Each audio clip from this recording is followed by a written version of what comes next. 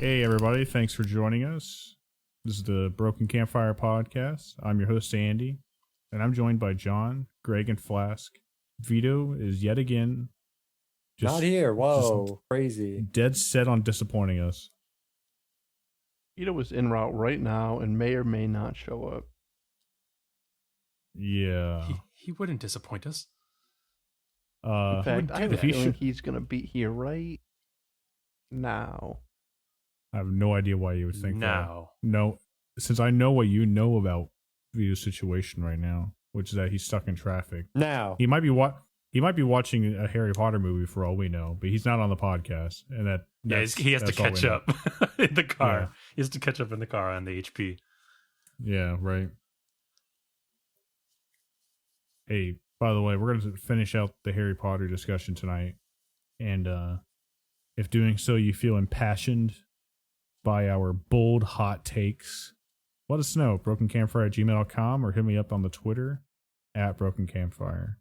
Oh, and I wanted to highlight also, Flask has been doing a great job of taking some of our more cogent discussions on games and breaking up into YouTube videos. So I've been enjoying rewatching those. Those are fun to see. Check it out on the YouTube, brokencampfire.com/YouTube. Once again, that is brokencampfire.com/YouTube.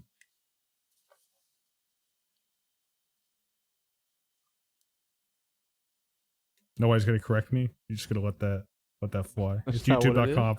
That It's isn't what it youtube.com is? slash. It's youtube.com/brokencampfire. I repeat, Oh! youtube.com/brokencamp. Yeah, you guys, I did a little bait and switch there.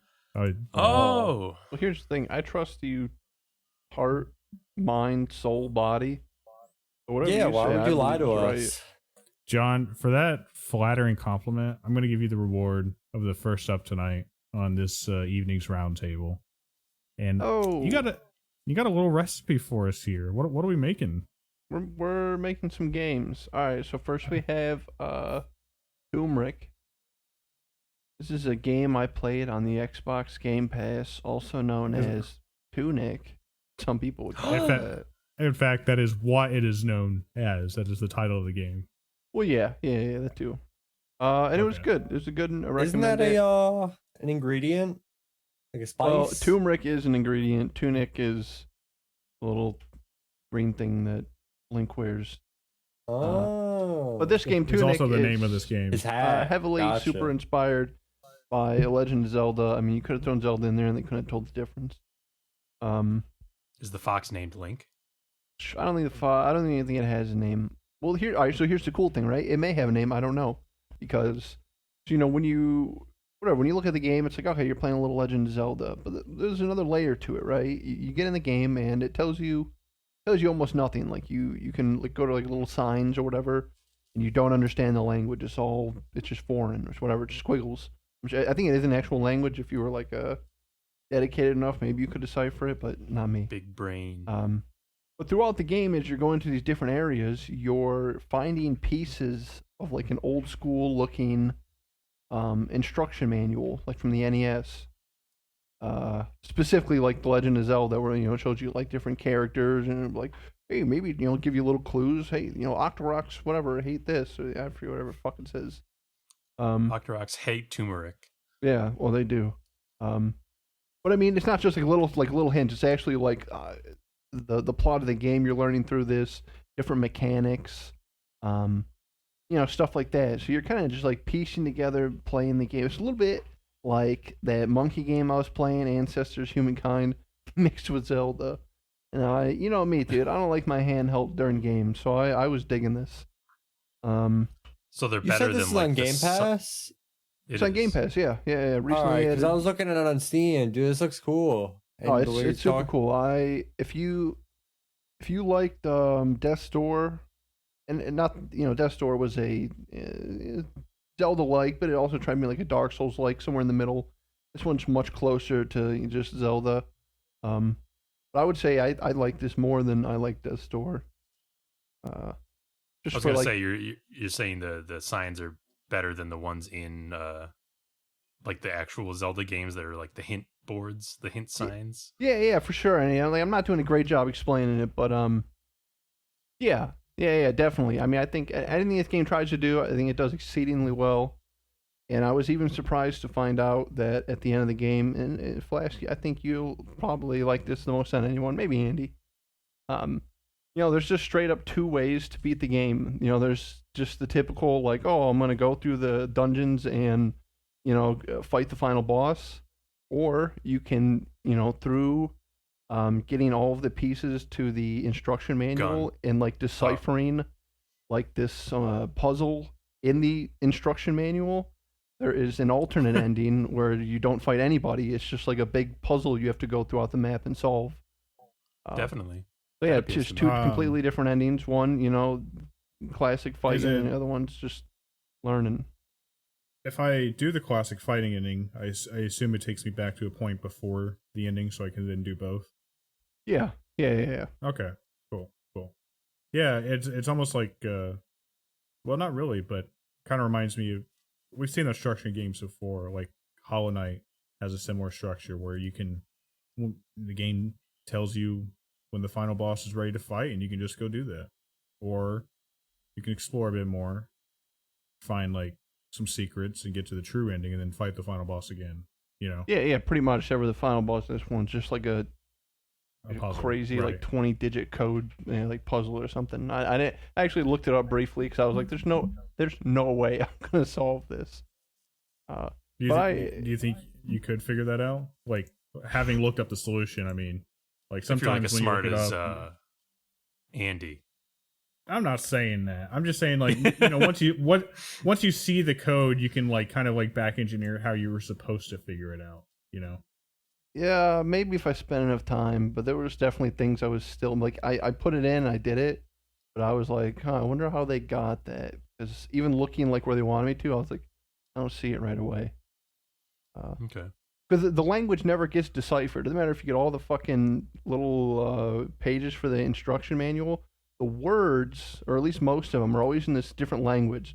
You're always just learning from like context clues and like images and stuff. I get what you mean. Yeah. Yeah, super fun game. Took me about 15 hours to beat. I did the fight ending. I recommend it highly. It's Cool, interesting, and I might play it. I put it in my list. I put it on my play later list. It's on the short list for me. You might remember I actually started that game right after I beat Elden Ring. That was the first thing I started because I'd heard some really cool things about that game. I'd heard a little bit about the instruction manual that you just talked about, and I was like, oh man, that's a really sick structure. What and the I didn't hell happened? end up playing. Well, I didn't end up playing like more than 15 minutes of it because I just finished Elden Ring and I was looking for something different, meaningfully, than Elden Ring. And Tunic is it's certainly not like Elden Ring, but at the same time, it's still like an action RPG that you got to get good at. You know what I mean? At least that was you're the feeling exploring around. Yeah, I get what you're Yeah. saying. So I wanted something just a little bit more different than that, even. Mm-hmm. At least at that time and place. Yeah. All right, we're moving on though. Moving on, we got watch the Marvel TV show. The Disney Plus TV show, Moonfall, also known as Moon Knight. They had episode 3 come out. Flask, have you watched any yet? Am I still alone? Yes, you're alone. Fuck, dude. All right, I guess I'll talk about it again by myself. Yeah, episode 3 was cool. I mean, it was in line with the others. The special effects are cool. You got to see some of the, these Egyptian gods or whatever. Get more Kevin Bacon. I mean, I really don't have anything crazy to say. Just fine so far. All right. Moon Knight. All right. Fine so far. Yeah, Moon Knight, fine so far. Oh, okay. I guess something we could all, I think, talk a little bit about. Another video game that came out, a network test, the Gun Pepper test. Oh, yes. Yeah, I forgot about that. Also known as the Gundam Evolution so-and-so network test. This is like a first-person... Gundam World Evolution? Gundam World Evolution? No, we probably should know this. We know this on is site, basically it's Gundam Overwatch. analyst. Very close to Overwatch. But with the Gundam skin, which I'm not even saying is like a bad thing, I thought, and even to say it's just like Overwatch is a little disingenuous. I think that maybe it's a little faster and a little bit more combat oriented. Like even if you are like a healing class or like a quote unquote tank class, you're still going to be in the mix or whatever, shooting people and blowing up and and stuff like that, and getting and anybody can revive. There's like a short. So calling it Overwatch a little reductive, but all the major classes are there. They have a 76 robot. They have the guy you have the Junkrat ult. Another guy has the mines. Like all the stuff's there, but it works. It's fun. Yeah, it's a good game. I was enjoying what I played. I found Overwatch to be more annoying as time went on, and the community like developed metas, and like as that happened, like the game just felt less and less inviting of like you just jumping around between characters. And I think this game might be able to avoid that because, like you said, it's not nearly as ability focused. You know what I mean? Yeah. No. That being said, that's the only thing I worry about this game. I hope this game doesn't trend more and more to. And it will, but I hope it's just still retains the fun quality of like, oh, I get to play this in a network test when nobody knows the meta.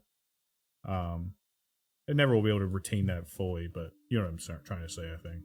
No, definitely. And yeah, I think that in the network test when everyone was just learning, we mostly did play like a full stack or at least 5 people. And I had a lot of fun. I thought it was pretty good. I played Gun Tank, and I like Gun Tank. Yeah, I played Barbados mostly. He was pretty cool. I also played a bit of Sazim, was it? Shotgun guy? That's the problem. I don't know. I have any Gundam. No idea who I played. Yeah. I don't know That's Gundam at all. Kurt thing. All the characters are very hard for me to call out.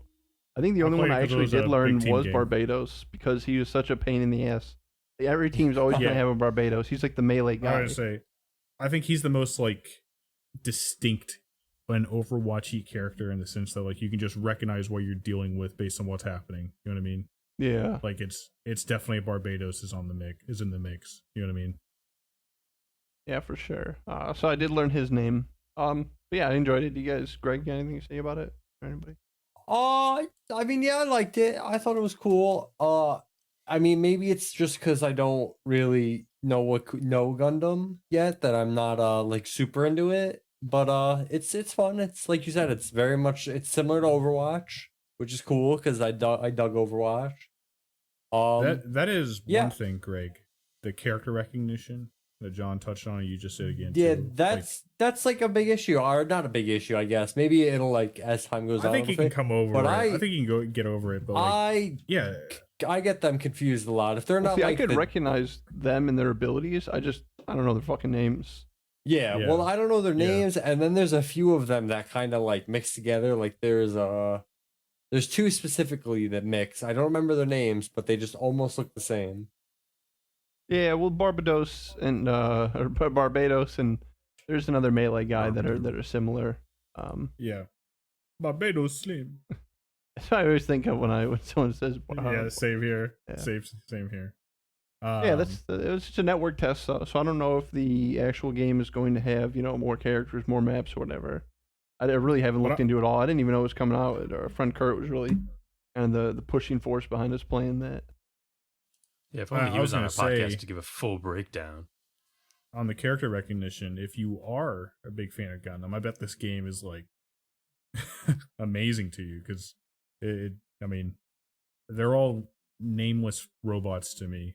And I played it because, like you said, John, our friends are playing it, and it's a big team game. I was surprised at how much fun I had with it, though. Just a play test, but I was looking forward to the next one already.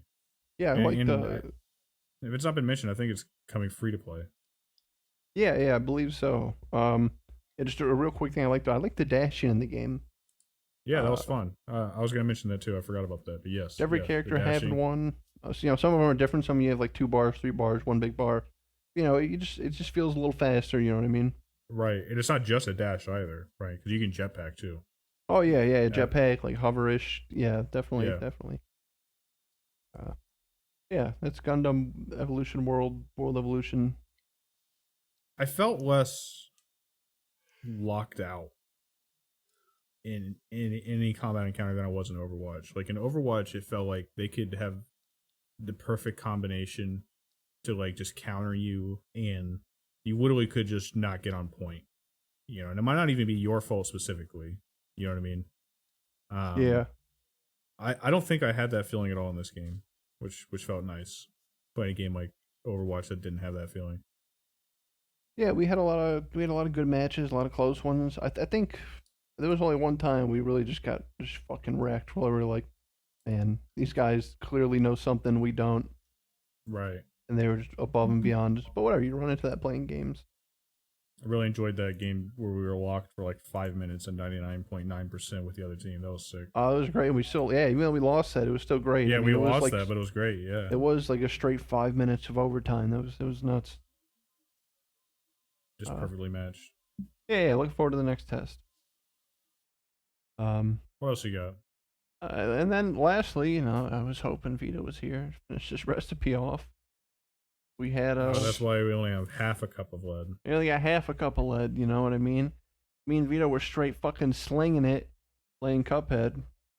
We have finished the third island, and we finished King Dice. We really only have one more level. We have the devil. We gotta go beat him up, and then we're done. So is it just a boss fight? You got a full level, or how does that work? I don't know. The devil's just a boss fight. I think King Dice is harder than the devil. I was gonna say, it took you guys like 90 minutes to kill King Dice. I was gonna ask what your feeling is knowing that going into the devil. How long is it gonna take you guys to kill him? I'd probably say half that. Because King Dice is like you've seen the fight. It's like an endurance round, you know what I mean? Like fighting all these different bosses brutal. And stuff. I mean, I was egging you guys on and memeing and what, but really though, it was brutal watching you guys get to the end of that counter and then rolling the wrong dice and hitting the start over. That I that's my favorite part. That's okay. Honestly, that was probably the least amount. Because, like I said, I've beaten Cuphead with Greg. I've beaten it by myself. Beaten it with friend Zach. Beaten it Chris. That's probably the least amount of time that it has taken me to do that fight. That's one thing I like about Cuphead. Is that, see, when you're playing co-op, if there's two people on screen, you guys do half damage. But once one of you dies, the other person goes back to doing full damage. Oh, so you're just playing Cuphead again at that point. Yeah, so once if Vito gets tagged out, dude, it's just me playing Cuphead, and playing co-op is fun, and I think it's probably more fun. But the game I think it's easier by yourself. I imagine, yeah. I mean, you got the extra variable of other people doing shit. You know what I mean? Yeah, and it's not like really you can knock into each other, but it's just more so that one you're doing half damage, all the fights are gonna last longer. But it's like normally in Cuphead, an enemy. They have an attack that attacks you. When you're in co-op, usually it like swips like between you and Mugman. So like when you're trying to dodge, if they're going somewhere and the fucking attack just goes somewhere you're not expecting because you think it's coming after you and it's going after them, and you're like caught in the air. And so much of that happens. And then like if your partner gets knocked out, your instinct is immediately to revive them. Even if it means you got to fucking bust your ass across the screen. You die to that more than half the time. It's just especially reviving when each you're other. playing with like a hopeless drunk. No, dude. Vito brings the heat. He is a mug sorry. man. I didn't know you were playing with Vito. It's weird that you thought that. Fuck. John, what the fuck does that mean? He's just the only person I've been playing it with. No fingers pointing at nothing. All right. Vito saved me more times than I can imagine. I would say it's probably my fastest pass. Yeah, we got the devil to beat, and then the DLC comes out in June. I'm sure we'll play that. Cool. So this is the much touted DLC, like 4 years in development. Dude, even like 2018. I think it's longer than that. Maybe not, but it sure feels like it at least. They announced it very shortly after the game came out, and then big tentacles. Yeah, Cuphead, half of it at least. I can't wait till Peter comes. I hope he's enjoying his Cuphead ride. So just Cuphead. All right, cool. Yeah, Cuphead. That's it for John. That's it for John. Greg, Hey. Ring. what have you been up to in the last week or so? Oh, pretty much of the same. My One Piece update. I gotta update everybody. I'm on episode 90. I think they're just about to get this reindeer man named Chopper to join their crew. It's all it's still fun. It's a Greg, good you're ride making still. tremendous progress. There's no doubt. I can't deny that. But you may have to put the turbo on, dude. I know, dude. We're at like 180 something. Oh my god. So you just gotta watch what you've watched already. You know, just 90 Yeah, more. I mean, halfway. pretty much. I mean, yeah. I guess I guess I'm gonna be in the 4-time speed room for a little while. I guess. Yeah, we've been taking it pretty slowly. We didn't watch any yesterday. Yeah, the last few days have been slow for me. I'll be honest, because other things have come out that I'm gonna talk about, dude. But yeah, dude, Hyperbolic One time Piece is chamber. awesome. I love One Piece. I'm glad you're digging it, and I'm glad to say it literally only gets better.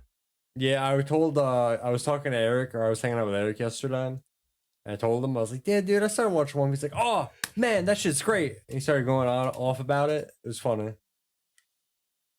But yeah, it's One Piece. The only way to One win is to Piece. slow them down. I have one game that I've basically been playing for a while. Final Fantasy 14 got its new patch. Is that a new few game? days ago? Yeah, it's got its new patch. It's a new 0.1 update, and it really all I've been doing the whole time is PvP because they reworked PvP. And they basically remade all the classes, and it is it's so much fun. It's crazy fun. I can't stop playing it. Yeah, what's up with Luffy, or was that Ace? I don't know. Who is that sitting in the crowd Oh yeah, there? picture. So to go to PvP, you have to go to this place called the Wolf's Den, and it's like the PvP hub where you can like exchange all your tokens to get rewards. And because it got updated and they added a new mode and stuff, there's just all these people there. And that screenshot I posted, I was just running around and I noticed some dude and I was like, what the fuck? And it was just some guy dressed up like Luffy. Photoshopped in there, dude. Yeah. I can confirm that is a real Luffy. It's the lighting is the problem. Yeah. He's in a bad light. I'll give him that. But yeah, dude, it's so much fun. I mean, it's mainly been me and my three other friends playing it. And really, I just watch them. I sit back with a sniper, or I'm a machinist, so I use like guns and all that crazy shit. And I just basically follow around Eric, and when he cuts people up as a samurai, right before they die, I just snipe them and blow their fucking head off. And it's a ton of fun. I love it. Nice. I don't have really a lot to say because really all I've been doing is that, but they added a ton of shit to it. And they had like a bunch of quality of life updates that I think are very good. I'm excited to play more. I'm happy. All right, cool. Final Fantasy 14 cool again. All right. Yeah, well, it's always been cool, dude. All right. Always been cool. That's it. That's all I got. I'm boring. No, it's not great because I'm gonna shift the topic from my section over to yours. I feel like now's the right time to talk about it. Wait, What's you you were one of the prime hairy heads. You were one of the guys who was. I am a hairy head. Was, I only say this based on one or two Discord posts, so I don't want to overemphasize it. But you were one of the guys who was like, "Oh yeah, let's watch Harry Potter." And this week we finished part 1 and 2 of Deathly Hallows. That Deathly Hallows Part 1 and 2. I started losing steam with them. Part 1 really took the wind out of my sails for Harry Potter. I was like, dude, this kind of sucked. Part 2 brought it back, but I didn't have the full blast of sail wind that I had in the original few. I feel you. Yeah, I think part 1 is the worst of the 8. Yeah, I agree. I don't think it's even a terrible movie or a bad adaptation. It's just like it's a movie that has a very fake structure to it. You know what I mean? It literally is like a huge Act 1 to Act 2 and 3 and Part 2. You know what I mean? So it feels like it doesn't go really anywhere. do. So I guess in that sense, it's not a great movie. But that was the way people felt at the time too, like just kind of holding pattern until the second part, kind of an unnecessary 2-part split. And it's weird too, because that's, if I remember correctly, those are the movies that kind of started the trend of splitting up stuff into parts. It is. Well, so, they were it wasn't even a good successes. version of its own, the trend itself. Yeah.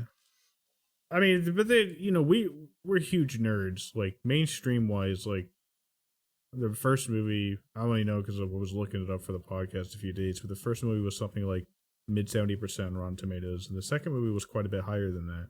So it's not like they were like panned critically. Yeah. They were huge commercial successes. So like it totally validated the concept of splitting it up. And in a way, I kind of feel that, you know what I mean? Like if we like, of course we know it was all made for money reasons, but when you think about all the content that like the last book tries to cover, it's not necessarily an unreasonable thought that there's too much for you to cover gracefully with one movie. You know what I mean? Mm-hmm. It's also like true that there's probably just not enough content for 2 movies. So I can kind of understand the bind they might have been in creatively if we assume that it's a perfect world where greed's not involved. You know what I mean? Yeah. How long are those 2 movies? They're each like 2.5 2 hours long, I think. I don't think they're quite 2.5. I feel like they're 2 to 2:20. Because I mean, yeah, so they're both still fairly long.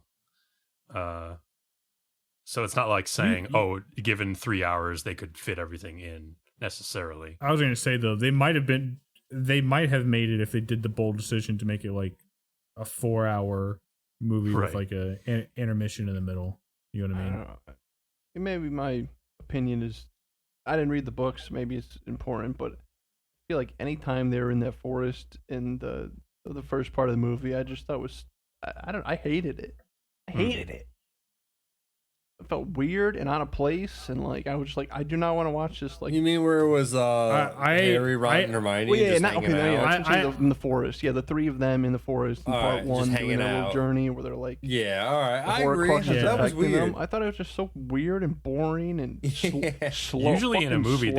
they would represent that with like a montage of a journey. You know, it wouldn't be like a whole movie's worth.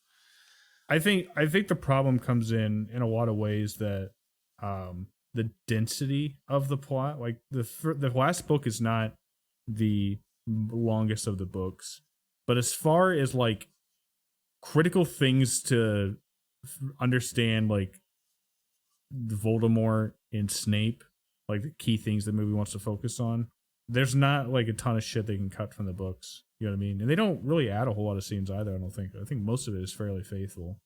So, at least from the final book. Whereas, like, in the other previous books, because they were at Hogwarts, because they had all this, like, side adventures, these classes that, like, we don't necessarily need to see on screen. There's a lot of choices that they could have reasonably made to, like, cut things. And I think that for the most part, they're fine adaptations, you know, even if they don't get everything quite right or whatever. It comes down to, like, the 7th book. If you want to, like, that scene in the forest was, like, an emotional, like, hard-hitting scene in the books. I'm not saying it hit me hard. I'm saying, like, how it was written. I do remember that much from it, at least. So, like, I get why they have to do that. It always just comes across so awkward to me. Like, I get uncomfortable watching it because I just, like, these guys are weirdos. People don't act like this. This is like I don't know. It's weird. I hate to harp on this point and sound like a fanboy, but I think structurally it just makes sense. Like, it just makes more sense emotionally if, like, Harry and Hermione are the ones ending up together, and that scene is about them, like, you know, their closeness and, like, their relationship has, like, alienated a true friend that they, like, enjoy, and that's like a real drama that people go through in life. You know what I mean? And it's not like, oh, this guy is just kind of jealous, I guess, and magically coerced, so he's going to run off. You know what I mean? I think that's a result of like them kind of doing Ron dirty in the movies. You know, it's not like it's any. Too. It's not like it's like hugely better in the books, but from what I understand, because I don't remember it specifically that well, Ron is given more to do, more to say, and is probably a better character from the books, and Right. probably feels less right. awkward. Maybe instead of like watching Hermione and Harry dance for like 3 minutes, we could have like seen what Ron was doing when he was pissed off and like watch him go through his journey Watching and change. from out You know the what I mean? window Like, outside. We could have seen Ron do something useful. Like it could have been Ron's because like in the movies, Ron's prime frustration was like how long they were spending on this fucking locket. So go out and do something about it, and like maybe like Ron comes back with a broken Horcrux in one hand and the Sword of Gryffindor in the other, right. and that would have been like a cool moment. You know what I mean? And did I miss something too? Why do they have to wear the Horcrux? Can't they put that bitch in a box? And like they're literally like, we know this affects our mood and is evil and is hurting us, but we're gonna make somebody wear it at all times. Why? I don't know. I think it's literally just a bad plot device, and Like, it's that like part made based me on angry, like this too. like it happens in the books too, but I think it's like just based on this like logic of like it's the Lord of the Ringsian logic of Right. I am the protector of this object. I have to keep it close. I can't trust literally anybody except keeping it touching my skin. I guess that's just made the whole forest seem more frustrating for me. Like they have identified the Horcrux, you know, influences you, yet somehow they did not try and like take it away. I'm like, all right, everyone, nobody touch it for like a day, unless everyone get to their senses. Just like ignore it almost. No, John, they don't. honestly, they bring it up in like I a think, sentence, and then they ignore it. I think you're wrong to criticize Harry though, because he's just a dumb kid, and he's just learning from the greatest wizard of all time, Dumbledore, who put that stupid ring on his finger and got a terminal disease. And didn't tell him anything. Yep. Yeah. No. Didn't give him any sort of guide. I was saying that near the end. I was like, so he just had this knowledge that he only told to Snape, and then relied upon Snape being able to tell Harry right before he died, and then use that memory in a pensieve to learn the information that Harry needed to kill Voldemort. Not just like useful, but needed, required. What you stupid movie nerds don't know, this is only seen in the special edition of the book. Dumbledore's plan all along was to trick Harry into thinking it was okay to wear Horcruxes, knowing that he would die anyway and give up the Elder Wand. That way, in Book 7, when Harry puts on the Horcrux, he's more driven to strife, driving him, Ron, and Hermione away. But that driving them away eventually creates an even stronger friendship when they bring it back together. And Dumbledore knew that Harry needed that for the end. You guys just can't really read between the lines. Really should have just slapped them. I agree. I feel like a lot of this shit could have been solved if they just, used their fists. But then maybe that's just because I'm not a wizard. Yeah, maybe wizards, I'm just a dumb are straight human. built different. Yeah, wizards are straight built different. We're all just dumb muggles. There's like a bunch of wizards right now listening to our podcast, laughing their ass off at how dumb we are. Yeah, I think catch Dumbledore me out in knew the streets with your little stick, bud. Yeah, as I said, dude, we surpassed wizards in the 90s when the internet developed more fully and we got cell phones. They literally cannot compete with us. I think Dumbledore knew that Ron is a git and would eventually go bad, so he relied on Ron at some point casting Avada Kedavra on Harry and killing the Horcrux part of Harry. That was the plan. Now, here's my personal canon. Ron really did get the sword from the river, but what we saw was Harry's point of view. But what we didn't see was Harry obliviate Ron after he got the sword. So that Harry got the sword, actually. No, yeah, I believe that. No, Ron, you can't touch it. It'll burn your hand. I'm back. It burns at the touch of evil. By the way, another thing I dislike about those two movies is something that I forget, it might have been one of you who said it, but when they're in the forest being chased by people and the Snatchers are firing off spells and it sounds like gunshots and they're hitting trees like bullets. Yeah. And someone's like, oh, when did they get guns? And I'm like, exactly. That I hate that about these later movies, that the spells are just guns now. I was getting so triggered at the end when like every spell the bad guys were throwing was a green arrow and nobody was saying Avada Kedavra. It's like, Are these supposed to be the killing curse? Am I supposed to like? Because in the book it's a big deal. I don't think you can wordlessly cast Avada Kedavra, and also like it's the only spell with like a signature green bolt. It's kind of like Voldemort's like cool flying thing where they just gave that to Death Eaters. They just gave all the evil spells a green bolt. Okay, green. No, 9 out of dude. 10 are just a fake green bolt that's supposed to trick them into dodging, and then the thinking 10th they're one dead. is the real Avada Kedavra. I want to say that even Sectum Sempra was like a green bolt. It's like a slash, right? He has to slash it. Yeah, like a green slash. Yeah. What I actually have a question from Harry Potter, and I forgot to ask this. This just reminded me. So when what's his name? When Voldemort killed Snape, what did he use to like slit his throat? A wordless knife spell. Yeah, because It's he just- just went like ka-cha! And then it Yeah. was like underneath his like neck, and I was, or his like collar. So I thought I didn't get that. I was like, what was the dealio with that? It's not It could've- known. It's just, Voldemort knows how to He just cut wordlessly him with slit his people's long throats, nail. I guess. It could have literally just been Sectum Sempra, and we could have seen that, and that would have been like a fun little dramatic end. But I guess that would have been too painful an end for a guy that we're supposed to know as a hero. All Yeah, right, Snape but taught then Voldemort's sectum the sempra. other question I had was, Or Voldemort just so- knows it because he can read minds. Ooh. was that Voldemort assumed that Snape killed Dumbledore, right? That's why he killed Snape. But or he Snape did tried to kill Snape kill did Snape, kill but- Dumbledore. Yeah.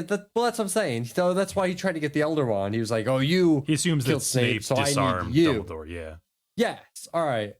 So he thought. I just was wondering, like, he gets his thing, Nagini, the snake, to kill him by like just beating him over the head a bunch of times. So Nagini It's would snake own body. the Elder Wand. Yeah. So that's what I thought. I was like, Nagini has the Elder One because technically Nagini I did killed think it. that too. I think my first time watching, I was like, oh, nice. That's a good question. Does the magic recognize the killing blow, like the thing that ensured the person's death, or does it recognize the last attack that before their death? No. I think we have that answered because because Draco owned the wand because he disarmed Dumbledore. Disarmed. Well, yeah, So- it wouldn't have mattered either way. If, Nagini killed him. Well, Voldemort. yeah. So Voldemort disarmed Harry. Like the Elder Wand seems to know when victory has been attained is the biggest thing. So like when Right. Dumbledore loses his wand is the moment that Dumbledore no longer has options. Likewise, when Harry is surrounded is the moment that Harry no longer has options. You know what I mean? So Voldemort has effectively won at that point. Or so All right, he but yeah, thinks. but slits like his what I'm throat. saying is, so he thought he disarmed him, and like, Voldemort he didn't disarm Snape. He let a snake kill Snape, or he let a snake kill Snape. Well, that's Snape what I didn't think. disarm. You could argue then that like the Elder Wand magic knows that Voldemort defeated Snape in that instance, and the snake is just salt on the wound. I think the basically. snake should have fangs on swallowed wound. the wand and used it as like an inner thing. That would have been cool. Whatever. Well, here's my question, right? Is there anywhere in the canon or the lore that states how much Voldemort can lift? No. Because I was thinking about it, right? At the end, Harry and him are kind of like mixed in that, like, whatever evaporation spell, and they're kind of like struggling for the wand. Mhm. At that point, I mean, they're right at each other, you know what I mean? It's just strength at that point. They're just fighting each other. How strong is Voldemort? How strong is that body? You know what I Well, mean? that's a great Well, hang question on, well, because hang we on. know that What- Gryffindors have a gym right outside of their. what I'm saying, common dude. Like, room couldn't have where Harry they just like said, bench- fuck it, dude? Just took the wand from him and started pounding his face in? Let me ask you a question. What level of wizard is Voldemort? I would I'm assume not he's sure. got to be like an archmage, right? Level wise, because he's like I'm the just big saying bad. He's the big Enhance bad. ability to give himself bull strength is only a level 3 wizard spell. But we already talked about this, and we said that wizards in the Harry Potter world enhance themselves through potions, not through magic. That's true. Fuck. I didn't see We him did- take any we- potions. That's true. There's I a just don't reason that in understand the why Harry didn't just fucking fold that man back, just start giving it to him. Yeah, there's a reason Yeah. that in the Mirror of Erised, back when Harry looked at it when he was 11, his dad kind of did one of those pinches on his bicep and was like, Like, all right. And he kind of gave that look, you know. The look. One other thing I didn't like, Gryffindor, huh? and this would be like my last thing. I didn't like how they used and they use it in the second movie, the polyjuice thing, and it was like, oh, that's like a crazy. And then at the end of the movie, they started using that like it was fucking willy nilly. Like that shit was like getting sold at the corner store. Oh, it is yeah. pretty crazy too, because it's supposed to be like a very complicated potion that takes a long like time. they're to like, brew. Well, you It have to takes have a long a time to portion make. of somebody's DNA, and it takes 30 days to make. So, like, Right. it doesn't make sense in any sense that, like, even if there was like a huge need for it, that would be like commercially it'd be available. In readily any way. available. Yeah, exactly. Because like I remember the second movie, it took them like a month to make it, and they were making it in the bathroom, like they were making wizard meth. And I suppose you this could one, argue this that, one they like- were just ready made. Yeah, I don't know. I was gonna say, like, to your guys' point about Voldemort's power level, like, I think they like super overemphasize that he's supposed to be frail because he's like broken I'm up his saying, soul. dude. I think Harry Because should've just narratively, like, going at him, man. narratively, we don't actually see him ever being frail. You know what I mean? He's always like a powerful, overwhelming presence, and we're just told like he used to be more powerful. But it's like, how much more powerful could this guy be without, you know, methods of rationality reference, literally owning the world? You know what I mean? Yeah, well, we don't ever see him like dunk on people. We just see him people be afraid of him because of magic. You know, he didn't like choke slam anybody, or he didn't like punch a hole through a guy. I think we he do does do a see- lot of impressive magic at the very end. That's What what I'm if- saying. Magic, dude. I was He gonna just say, got what his if, wand away like Harry. oh, like, shit. you know, when they were like wrapped arm in arm when they were doing the evaporation or whatever. John's you know. still just talking about I'm just saying, muscles. dude. He was arm in arm with him. There's no magic there. Harry I'm should have just had saying what that, like, done. A more dramatic and better turn would have been that we see Voldemort in that like gangly, weird form at the end of book 4 because he just regained his form, and then throughout the series, he physically is also gaining power, and like his form is like growing more powerful or something like Oh, that. he's I like would have been Cell. down with that, but that's He's not like what happened. So I morphing think, into like a demon man or something like that. It's I supposed to think have that like would've been glowing badass. eyes in the book, I'm pretty sure. Whoa, He is, whoa, yeah, that Harry could just fucking pluck out. What's he gonna do? We do Harry's see on the him- fucking sports team, bro. In the last movie, we do see Voldemort like suffer bodily I don't know what you want to call it, deterioration Harm. because of the destroyed Horcruxes. Like as more Horcruxes get destroyed, he's visibly something's wrong with his body. Like he's got cracks and got weird spots and stuff like that. Like he's getting messed up by that. So what I don't understand, how does he die at the very, very end? Like, what is the trigger that causes his death? He evaporates, dude. That'll kill you anytime. I don't even remember canonically in the books what it is. But, like, I don't do you remember know, Flask? either. Yeah, no, I don't know. 'Cause There's in the something to books, do he with the kinda fact just that he kind of just gets stunned and exhausted a little bit and like falls to his knees and evaporates. But I know it's right after a Horcrux dies. But like the reason I'm like putting my Right. foot in the ground is like he still has a soul inhabiting that body. It's like this, Right. It wouldn't just die. You would still have to defeat him after the 7 Horcruxes. Well, it's right after all the Horcruxes are destroyed, and then Harry locks into the wand lock state thing, the beam battle with him. And then in the movie, it seems unclear because he just then it breaks and then he evaporates. So I He Googled it. vaporizes. So what it is apparently Harry is the true Elder Wand owner. And Oh, when he yeah, the Elder Wand when he starts cracking and when stuff he like casts that, right. Expelliarmus, I guess Voldemort casts Abracadabra at him, and Oh, it the basically spell just backfires. it just reflects back to him. God, yeah. Hence the Oh, yeah, so- green coming So back he through kills the Elder himself. Wand. Okay. He gets I got you. cloned. Making it literally 3 times in canon. Harry says "fuck you" to Avada Kedavra. What about all the giant spiders? What happened to all them? Right after the battle, they ascended on the castle and killed everybody. They thought should you were have about added to say that, they- like that ripped all the Death Eaters apart at night. Just came from behind. I just read that passage in the books real quick, and I like that it makes mention. And Harry, with the unerring skill of the Seeker, caught the wand in his free hand as Voldemort fell backwards, arms splayed, the slit pupils of the scarlet eyes rolling upward. Yeah, Scarlet Eyes. There you go. But John, I thought you said they, instead of ascended, I thought you said attended, and I thought you were going to say they started attending Hogwarts. Yeah, they got equal rights. The Acromentala children became, yeah. Like he's supposed to take care of the spiders. Like he's supposed to be a snake man. Imagine if he looked more like this boy. Like from Elden Ring. Like an Elden Ring boss. Yeah.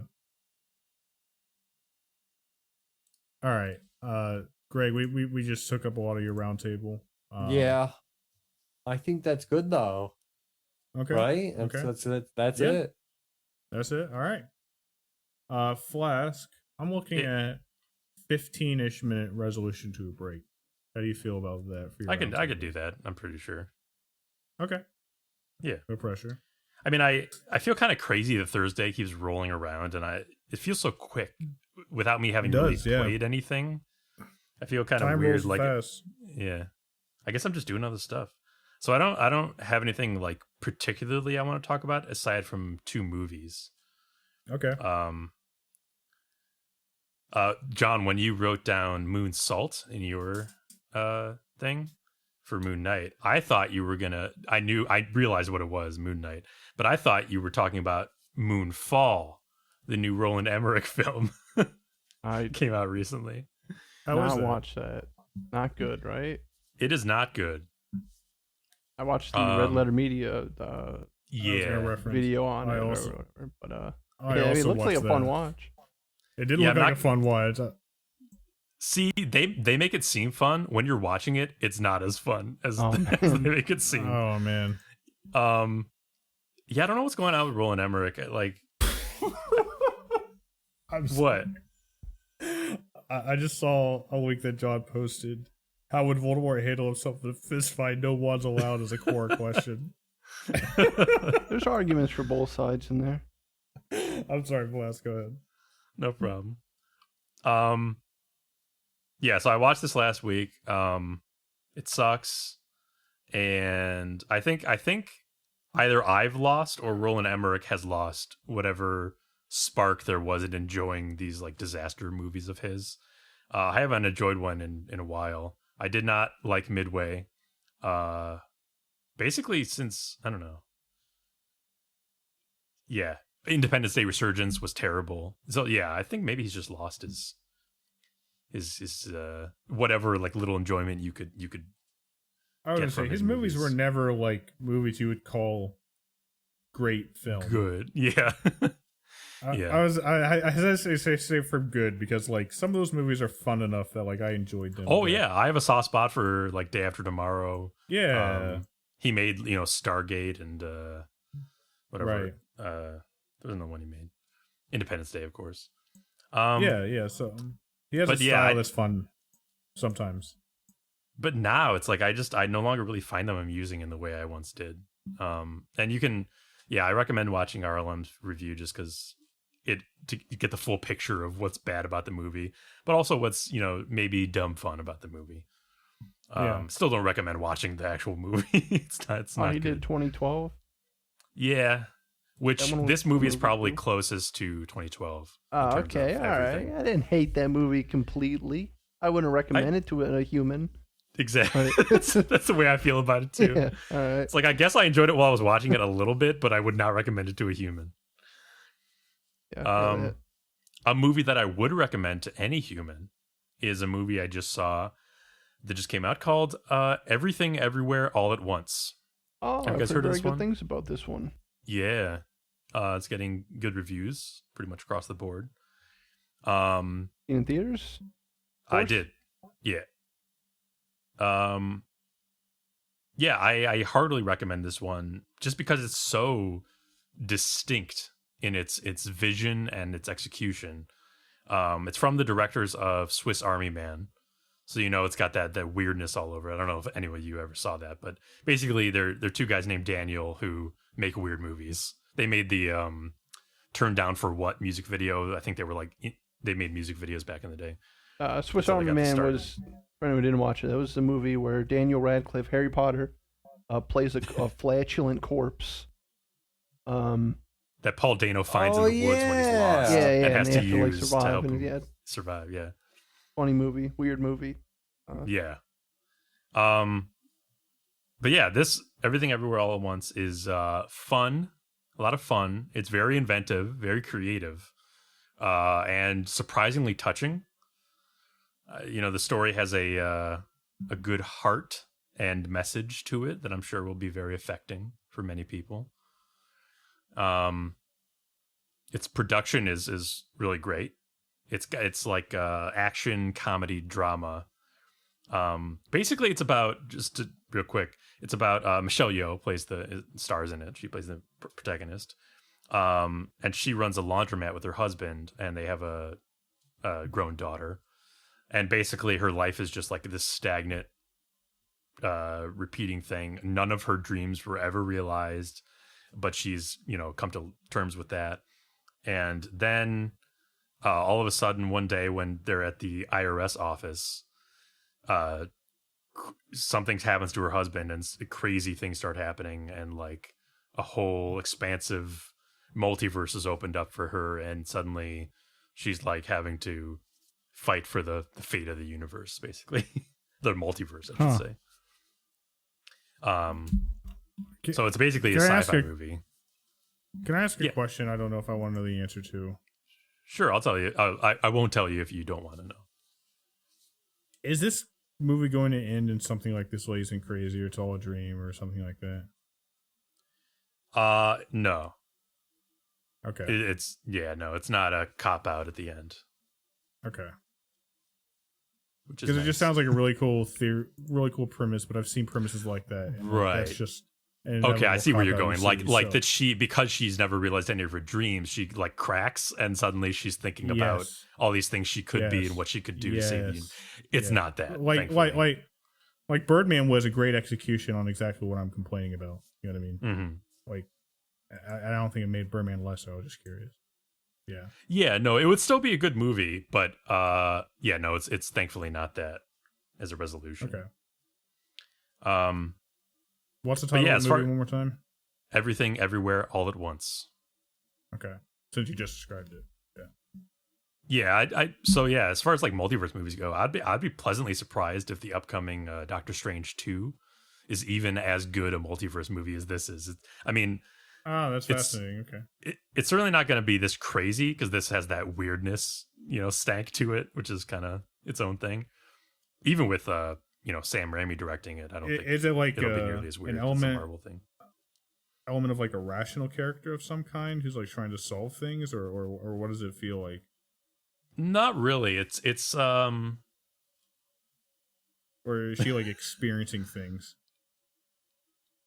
She's definitely experiencing things. It's like an acid trip a little bit. It's like, a lot of mind altering stuff, and a lot of you can read a presence description of the altering. movie if you like. And who's the director? It's two guys. They're both named Daniel something. Daniel Kwan and Daniel some. Daniel Kwan and Daniel Scheinert. Okay, yeah. I might be pronouncing that. They at one point they went by the collective name Daniels, because they're both named Daniel. But oh, that's funny. Okay, cool. Yeah, I'll have to check this out.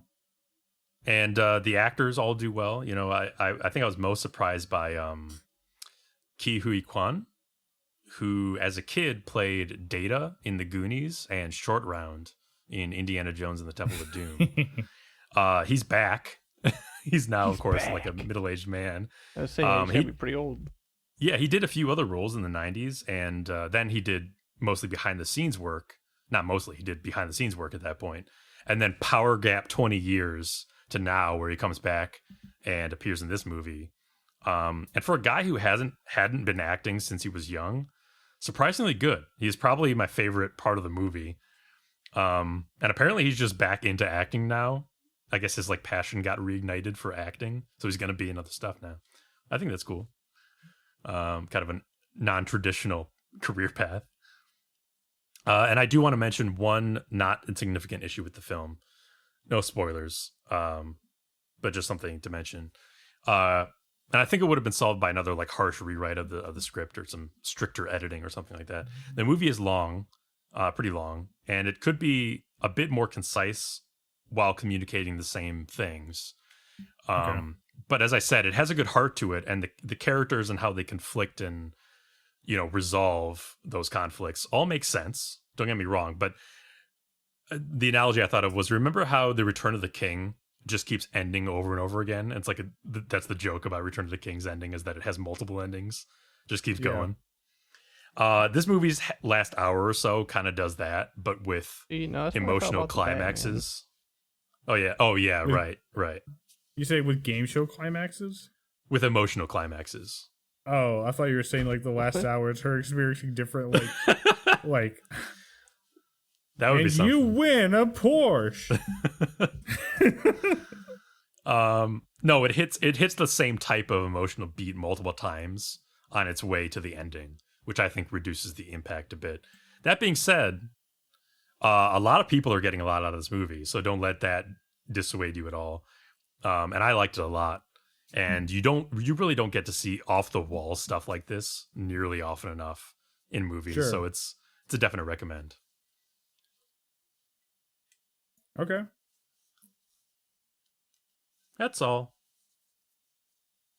That's all he says. Cool. Well, that was Everywhere, All at Once. Everything, Everywhere, All at Once. Oh, sorry. Everything, Everywhere, All at Once, and Moonfall. Yeah. And with that, we're going to take a little break. We're going to come back. I'm going to talk a little bit about some stuff, and we'll move on into the news. Hey, gamers, did you guys know that Kingdom Hearts 4 was announced? What does the Broken Campfire crew think about that? Everybody hold your tongues. It's not quite time for the news yet. Tee-hee. I don't care. What the fuck? Kingdom Sharks. Right, what is he doing? John, I asked you one favor of this whole damn podcast. Just hold your tongue. All right. I'm off the chain, bud. You know what? Maybe you're going to call break? I'm not going to go on break. You're going to call break over? Guess where I'm going. I'm going on break. I'll be right back. All right. You know what, guys? We may not be back. Anarchy rules. We come back and Vito's the only one back. Oh, yeah. Let's get Vito in here.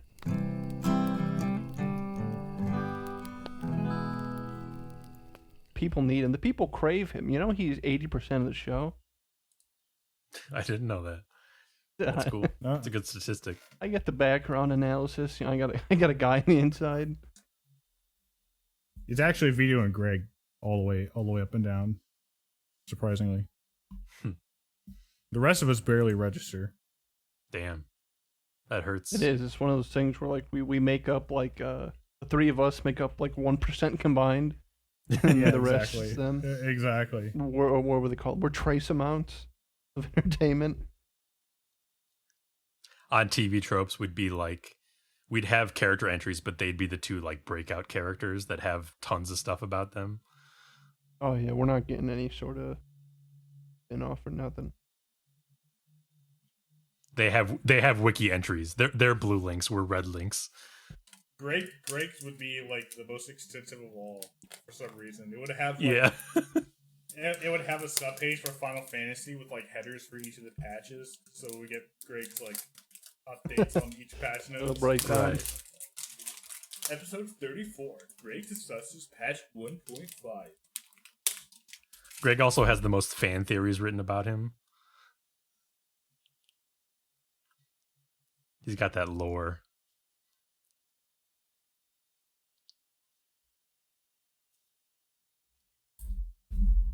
I live to see comments like, LOL, I love when Greg is just sitting there while the rest of them are droning on about Star Trek and nerd stuff. Me.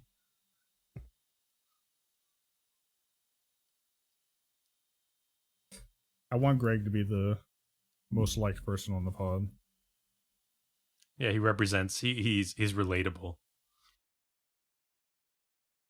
By the way, Greg, thank you for letting me know that Lost in Random is on Game Pass now, because I've been waiting for that.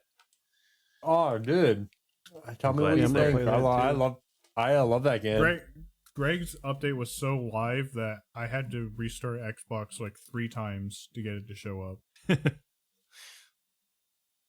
Damn, dude. Yeah, that game's fucking great. I hope you Yeah, guys no, enjoy it's it. cool. Looks cool.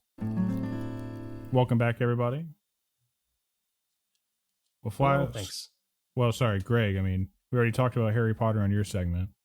Yeah. So I'll talk about a little bit of something everybody loves, and that's Whose Line Is It Anyway? With I love Aisha that. Taylor. Oh, Is that what she's doing I've now? watched. Yeah, she hosts that. There's 8 seasons of it. It's still pretty good. Like, there's a little bit of like new show weirdness, but not as quite as fun as the Drew Carey seasons. Quite a bit more singing, which I never was a huge fan of originally anyway. No. But there's still a lot of like the original bits that still feel fun and good. Ryan Stiles and Colin Mockery still carry the show. The Wayne Brady is good. I'm a little bit annoyed by just how many like just how many like jokes about wokeness there are. I could definitely feel that like most of these seasons were in the Donald Trump era, which doesn't wear great. But it's still pretty good. The guests they have on are still fairly solid. There's some mixed ways that they interact with the audience that seems good, and some that seem bad. Like there's a new celebrity song every episode where like a special celebrity comes on and they sing a song about it, and it's like, well, you knew you were going to have this celebrity, and like the questions that you asked him on stage are so basic. It's like a lot of songs I'm like, how much of this was just pre-scripted? And when I get that feeling in an improv show, it never feels good. You know what I mean? Yeah. Definitely. I mean, I want to give them the benefit of the doubt. Maybe they're geniuses, but like, they have to have some sort of foreknowledge because you don't want them to just stall out, Yeah. like not Yeah. be able to do anything. Like. So Yeah. like the ones that make me laugh the most are like sometimes the comedian does say something really weird on stage. They do have like a weird song that doesn't always rhyme or something like that, and that makes me laugh more when like I can tell that like it feels at least mostly improv. One thing that I think is interesting is the show's definitely a bit more off the cuff. You know what I mean? Like there's a lot more like swears that aren't bleeped out and that kind of thing, and like a little bit raunchier jokes that are shown on screen. Stuff I imagine that probably, yeah. I mean, it's not quite like late night Who's Line. I'm not going that far, but like you can tell that like just because there's 8 seasons of the show in like the late 90s, the early 2000s, whenever, and then now 8 seasons in modern time, you can tell like TV generation has changed. Aisha Taylor, by the way, is a fine host. Like not as like fun as Drew Carey, but she does all right.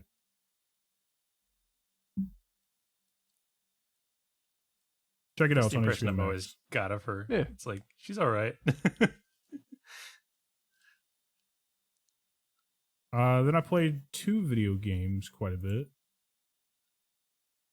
I'll Only start 2? talking about Marvel's Guardians of the Galaxy, Oh. which I'm playing on the Game Pass. I'm like 6 or 7 chapters in. I'm finding this game to be a lot of fun. The characters are really where I think the game is trying to like make its focus at. The game's story is kind of centering around Peter Quill's Star-Lord, of course, and his relationship with his mother and with the team and all that. But some of my favorite moments of the game so far have been the pre and post mission segments where I'm in the ship, just walking around talking to the dudes. Sometimes like the guys are mad at me, sometimes they're not. A lot of fun character dialogue. I've laughed a couple times, written very well. The gameplay so far, I think, is fine and serviceable. Not super wowed by it yet. I can kind of see where it's ramping up to, where I can have like more abilities and like more ways to shoot things. And I kind of hope it gets there soon, because it's been a while of just mostly shooting things. There are cool abilities, and I'm enjoying that, but it builds up. I'm sure it's going to get there. Yeah, I do agree though. I wish it built up quicker. And I kind of thought about like how good I'm feeling this game is and how little we heard about it. And we've kind of touched on that before. So I went back and I watched the reveal trailer again. in E3 2021. Let me post that in case anybody wants to throw it on. Just so we get an idea about marketing and that kind of thing.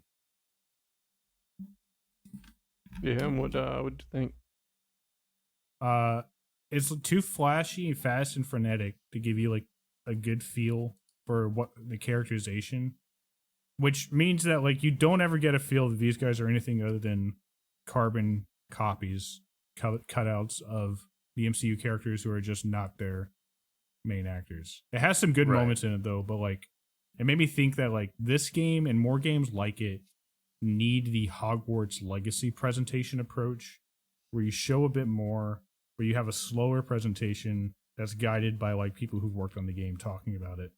You know what I mean? If we'd heard them talking about their relationship with the MCU and the comic book universe, that probably would have turned more heads back when it was announced. It made it stand a bit more apart from Avengers, maybe. You know what I mean? I think they may have done like a 15-minute presentation at some point, but I think it was just like, I think it looked to us, we didn't maybe pay enough attention to it, but it looked to us like a sort of, I don't know, just kind of boring, like run and gun sci-fi themed thing. Like we were just, you know, because you're behind Quill, you're seeing him just run through metal corridors and you know, funky looking colorful levels and shoot at stuff, you know. And if there's people like talking over it, maybe you're not getting the full brunt of all of the character interactions and stuff like that. I don't know. Yeah, now I'm watching the trailer now, and I mean, it's a fine trailer. Like it's not like misleading you about what you see in the game. Not misleading you in the game, but it just feels like so almost like if I vibe was is trying to not make a right. meme of a trailer. Like it's playing like, you know, what is this song? I don't know what it's called. A I very Need a popular Hero song, by, you know, by I Need a Hero or whatever. Tyler. And it's just like, I don't know, just buy the books. Like, all right, insert popular song, like show a few clips of them arguing. And that's another thing you said. This is, you know, it's a Guardians of the Galaxy game. And like, I think they made it work totally. But like, everyone's initial impressions are going to be, okay, this is not the Guardians of the Galaxy MCU. This is like the bargain. You know, it's coming right after the Marvel's Avengers. It's just like that. Like, they had the Avengers in there, but it was fucking like Timmy Stank, you know, instead of Tony Stark. You know, it was like the Wish tier Avengers. And that's, you know, the benefit. It's actually the opposite. Well, it is. It definitely is the opposite. But, you know, I don't blame people for thinking I know that is the case, yeah. you know, going into it. Especially after Marvel's Avengers came out and that game just fucking sucked. Yeah, I sure. definitely. Yeah, there's a bit of bad luck, but I think they could have done a little better. I remember the moment that you came on the podcast. You had not been talking about this game until you finished it, and you said something like, I think you said something as bold as, I think it has one of the best stories in many years. I was like, what? It was crazy how John was just lying. Yeah, but it's really crazy. good. I mean, like the main story is like it's fine. I'm not like no, it's good. Whatever. Main story is whatever. But like what I'm really into is like the character interactions, and it feels good. And because I don't know the comic book stuff, almost everything the character says is like a lore sideway thing is something I'm learning. So it feels and there's cool. just so much in that game to find. Like, it is anchored in the comic universe, not in the MCU universe. Just to be clear, it's like it's not just the characters. It's sort of a mix. It is it. Is it sort of a mix? Okay, it is. There's like mostly comic with some movie elements. You know, on the prison place you're on, there's like a computer you can go to. I don't know if you've gotten to it yet, or maybe you got to it. You know, you can just read like a whole lore dump on like different characters, like that guy you just spaced, Jack Flag. Yeah, and he's a comic book character. And stuff like that, and there's gonna be more places. Yeah. The game's pretty long too. You're still in the beginning stages. Okay, cool. I mean, yeah, I don't know, such a definitely one of the I'd say best superhero games I've played. Cool. Yeah, I'm enjoying it a lot so far. I'll have more to say about that as I progress. I think chapter 6, maybe 7, somewhere around there. I played a little bit last night. Yeah, I don't want to spoil. But yeah, I played a little bit last night. I beat another chapter last night. Holding out for a hero. That's the name of that song. Holding out Not- for a hero. Not I yeah, need a hero. fucking lame song for a trailer, dude. Overused. Should have just used one of the original Star-Lord songs. There's like over a Dude, that dozen song in the game. fucking slaps, bro. It would have been way better. Yeah. I've also made quite a bit of progress in Weird West. I'm on the 4th character now out of 5. That's not a spoiler. You see at the beginning of the game. Phew. Just saying. Just covering my bases here. Yeah. I think I'm gonna start that maybe tomorrow or tonight. Cool. I've got a lot to say about it. And I'm not going to spoil much, if anything at all. Maybe some of the stuff I'm saying is going to help you out, because I have some warnings, perhaps. But before I get into any of the negative or like any of the complicated stuff about the game, I just want to say it's a very fun and interesting game. I like it a lot. I definitely recommend it to everybody. But I'm going to also bust into it because it's messy. But it's an immersive simulator, is what they market it as. And like I think that a lot of that means into like trying to lean into a certain sandboxiness of the gameplay, into the story. And I think that crops up into a lot of bugs. And like I feel like this game's scope perhaps exceeded its budget in a lot of ways. But I'm gonna get into. You guys want the good or the bad first? I wrote a The list. bad. Really bad. The economy is busted. And it also makes crafting busted. Crafting in this game is guns have tiers between copper, silver, gold, and you can get copper ore and convert that into upgrades, basically. But it's always just more efficient. It takes less time and just so easy. Why would you not do it just to buy a better gun? And they're pretty easily available. So I literally never have a point to do crafting. I have so many crafting materials and I just don't do it because I already have bought better stuff. And that kind of leans into the other thing. Like the economy is like really bad. For You you, can- or for the game? Like, is it too easy Yeah, to get a bad bunch in of what money, way? or is it too hard? It's just shallow. Like let me explain. Like there's an item called the nymph head, for example. This nymph head doesn't seem to do anything, and players I've looked online have agreed that it's pretty much just useful for selling. So you can sell it to one character, then that character goes to sleep, and you can buy it, or you can steal it, and then she wakes up, and you can give it back to her, and you can sell it back to her, and you can do that without using any lockpicks or anything. You can just open one of her windows and crawl through, and it's not like hard to do. It's very super simple to do. There's no consequences to it, and you can net many hundreds of dollars in like 30 seconds doing that. And I get it. All these games have exploits like that, but there is literally no consequence to me. This item seems designed to do that. There's literally no consequence to me stealing this woman's item and selling it back to her. So faced versus like doing a bunch of bounty hunter radiant quests to get money to buy a gun, why would I not just do that? And that kind of, the economy thing kind of wins into the loot as well, as really shallow. Like there's 6 different types of guns: revolver, shotgun, rifle, etc. I think maybe 5. And each one of those, there's pretty much only 2 variations of each type, and then they go from copper, silver, gold, legendary, and that's pretty much the depth to the loot in the game.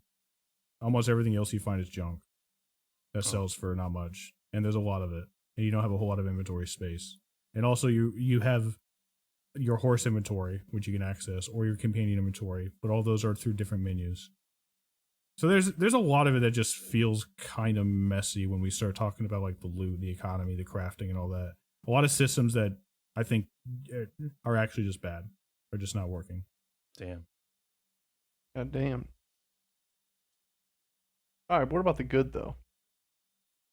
Well, there's more bad. You fool, Alright. John. You thought it was over. There's tons of ways that the game or the world state seems to have been bugged in some way. such as trying to kill a character is directed by the main quest. The fortress is full of hostile enemies. The enemies are labeled as friendly, so my reputation goes down if I'm spotted killing them, resulting in like a very long session of me stealthing an area that was not meant to be stealth and killing everybody and not being seen, so I don't take a reputation hit. Is this stuff that you imagine is intrinsic to the game, or this? Because this doesn't sound like a Game Pass bug. This sounds like. I think this is intrinsic to the game. Yeah. I think that this game came off weirdly hot off the presses.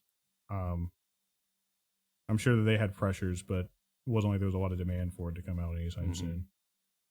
An NPC companion ran off after I killed his family, who were literally zombies attacking us, and also he is fighting back before I killed them. A bounty hunter quest that I'm forced to fail because nobody spawned in the designated location.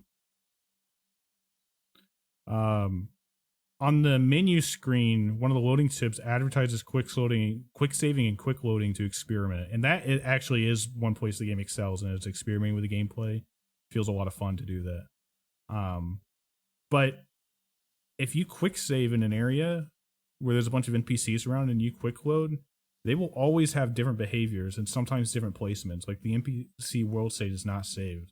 So it makes it really hard to like experiment in stealthy ways. That was just a personal annoyance of mine. This one's going to be a big blow. I'm not going to lie. It's weird in story and somewhat less weird in gameplay. There's no magical ammo. And like I said, there's pretty much just one or two flavors of each weapon type with no special monster killing weapon that I've seen. Monsters don't seem to be weak to certain weapons. They seem to be weak to perhaps certain elements, though. A bullet. But like, I felt especially taunted in one quest where a werewolf hunter wanted me to do something for him, and in return, he would give me a special werewolf killing rifle. And then when I got it, it was a silver tier rifle, which was worse than the rifle I had on me. Oh wait, like so I said, it was the economy is busted. Tier of weapon. Yes, he was literally calling it a silver werewolf killing rifle, but it was a tier weapon. It was not like a special werewolf weapon. Like that's what I'm saying. The game like almost was taunting me there, and that kind of contributes to where like there is some cool enemy design and there's a lot of cool monsters. Don't get me wrong, but the experience of fighting almost all of them is the same. You'll shoot gun and they will die. Well, I can shoot. The AI is dumb, pretty much all around. Stealth AI is really simple. They don't get alerted when they should. It's really easy to game it. Enemy AI is dumb. Friendly AI is perhaps like the most egregious because you have to deal with companions. They're kind of a necessity because they serve as good bullet sponges and they can get out some good kills, but a lot of times I find them running into weird elements that they shouldn't, like things that are on fire or running into my bullets, that kind of thing. And then just to round out my list, I had some annoyances in the way that you transition from one character to the next. That may count as spoilers, so I won't say them if you guys don't want to, though I think that they might be good hints or things to know. I don't give a frick. I don't think I mind. I'm good, personally. You will pretty much always have to buy a horse again. Your money doesn't transfer over either. The rules behind what characters retain what items seem cryptic. Like, if you go back to character 1, maybe she'll have some items, maybe she won't. No strong signaling that a chapter end is imminent. So be sure that you tie up your side stuff as you come to it. Don't wait on it. That's a little bit of a bummer, but maybe it wraps around at the end or something. I mean, I don't know. You play the game. Maybe. That is still a bummer. Even if it does, it's still kind of lame. And owing to that, most of your items do carry over, including unspent ability points and unspent golden ace of spades, your perks. But just be warned that your perks that are spent, or the ones that you've earned, will carry over. Your abilities will not. So don't overinvest your purple points into a character if you think your story might end soon. If you use some narrative logic, you can kind of figure out when your character's quest is going to end. You know what your main quest is, and when you think you're about to finish it, you're probably going to end. It's not like it's going to be super sudden. Okay. But you get what I mean. The game does not tell you this is the point of no return. Finish all your side stuff. It will just yank control away from you and move you on. Right. That's all the bad. And all that, like, it's just stuff that, like, that genuinely bothered me in my gameplay. The economy actually didn't bother me as much as I said, because I could mostly just ignore that. But I wanted to get into the positive qualities, that the main story is really interesting. I'm really enjoying the main quest of all of the main characters. Even though perhaps structurally they're a little simple, they have cool Weird West stories. It's Weird West. Despite all those annoyances earlier, combat is fun as hell. Gunfights go quickly and they're frenetic. Like, the moment things pop off, like, you can be dead in 3 seconds, or you can have the whole crew dead in 3 seconds. Like, it's pretty crazy how gunfights go. And to walk back some of the things I said last time about it seemed like the abilities were kind of out of whack. I think that some people finish the game feeling that way, but I've actually kind of come around on that, because I've sort of intentionally been playing each character differently than the last. And the game does guide me into doing that too. And that's led to a lot of cool surprises in gameplay. I'm having a lot of fun actually playing the game. These are all those nitpicks earlier were just things that I've noticed and I'm a little bit disappointed by. It almost feels like I'm playing an early access game. Like, everything I said earlier can be fixed with time. You know what I mean? Yeah, it's kind of disappointing because this initially seemed like a game that would be like an immediate one of those games to put on the current list, not like put on the backlog for. Right. But it's definitely, the more I hear about it from you, and I'm even looking at like reviews, scores, and excerpts right now. Seems like a definite backlog for when it's fixed down the line. Yeah, I would give it some time. Like, I think that almost everything I said, except perhaps some of the shallowness in the gameplay, is going to be fixed with time. And I didn't go into all the nitpicks I've noticed either. You guys might notice things on your own playthrough. The point is, like, what I'm trying to convey when I say all those things is that this game is trying to do a lot, and it gets pretty rough around some edges. And I'm seeing that sentiment echoed in reviews as well, like overly ambitious. Yeah. Some other positive qualities, though, is like a lot of really cool and genuinely interesting characters. So that comes with the side that there's a considerable lack of depth to most NPC companions. Most, not all. There's at least one that's really cool. That's kind of a bummer. Yeah, I mean, I would hope that they would be interesting, because the weird part of Weird West kind of would indicate to me, kind of skewed frame on the world and the people living in it. Like everybody has a little something wonky going on. So if they weren't interesting, I'd be like, what the hell's the point? And that went to my last bullet point. It's overall a really cool world. But like, again, like, I kind of feel like they just need a bigger budget. Like, there's too many locations that are just the same as another location. Too many repeats. Right. And in a not like massive world. It's big, but it's not like huge ass world. You know what I mean? How quickly you run into repeats is annoying to the point where, like, for example, I stopped going to a certain location unless a quest pointed me there, because I just didn't like it and I knew I was going to see the same map every time. I post, but hey, look, I'm saying all this and I'm still looking forward to the next time I play it. I'm really enjoying the game. It's just, man, I wish this game had a bigger budget, a bigger team, and cooked for like another year. It would have been a 10 out of 10. As it is, I'm going to give it a very solid 8 out of 10, but I'm going to say it's an 8 in all the ways that matter. You know what I mean? Like, it's pretty good in all the ways that matter. That's good. Like, overall, I'm enjoying actually playing the game and I'm having fun with it, and I'm interested in the main story. I'm invested. So, it's a good game. I'll say that. It just got a lot of edges to it. I asked the Discord, I said that I was going to be recording a podcast soon, and I said, does anybody have any cool story they want to share about their gameplay? And only one person responded, user Sherik. This is the Weird West Discord. Said, accidentally landing on someone inside a town after jumping from a balcony, only to knock them out and have the entire place come at me like a wanted criminal. It was great to use later on enemies, though. It was an accident, so you could fall on people and knock them out. That's funny. Yeah. That gets into another thing I was going to get into. Like, the final thing I want to get into about this topic is that I think this game might also be a victim to marketing in some sense. Not necessarily entirely. The Weird West reveal trailer is really cool, but like one thing I picked up on is that the only thing you really learn about the gameplay is at the very end it calls it an action RPG experience, which is a really bad way to describe what the game eventually is, which is like a pseudo Fallout 2 twin stick shooter type thing. You know what I mean? It's kind of hard to describe, but like they did not do a good job of describing that as well. But Okay. what I'm going to get into is that language action RPG experience has evolved into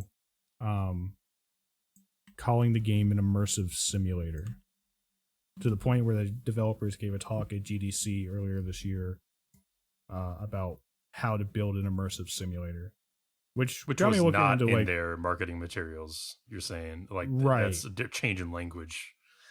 Right, and that kind of changes things because like that puts into context why there's a lot of this mess I pointed out. Is because like this game really is meant to be like a game where you can roleplay as whatever you want.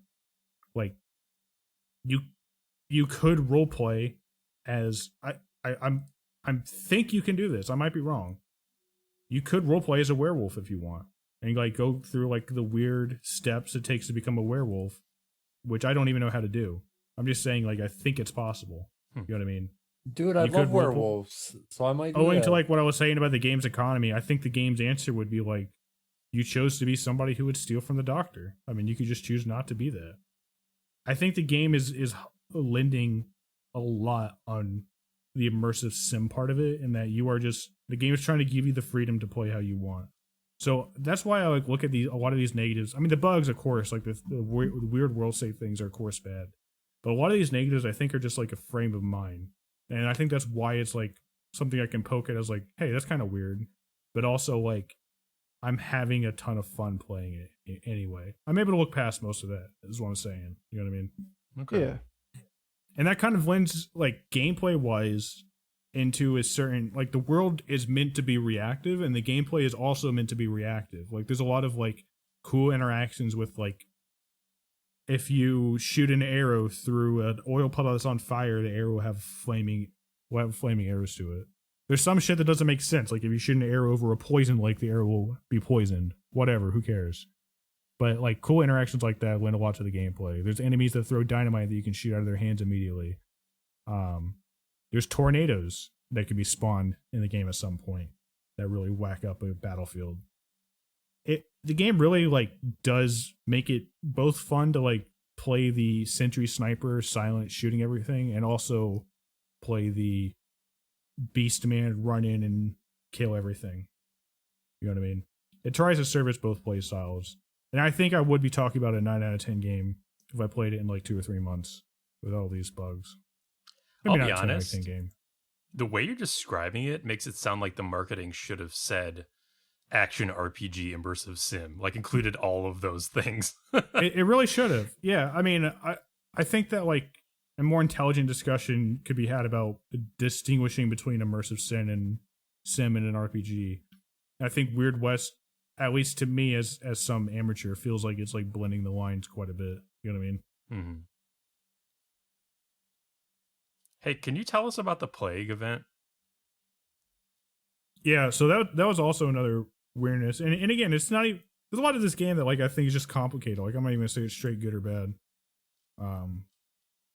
But like the event is another complication to the game, where like the game is an entirely single player game. There's no multiplayer feature to it at all.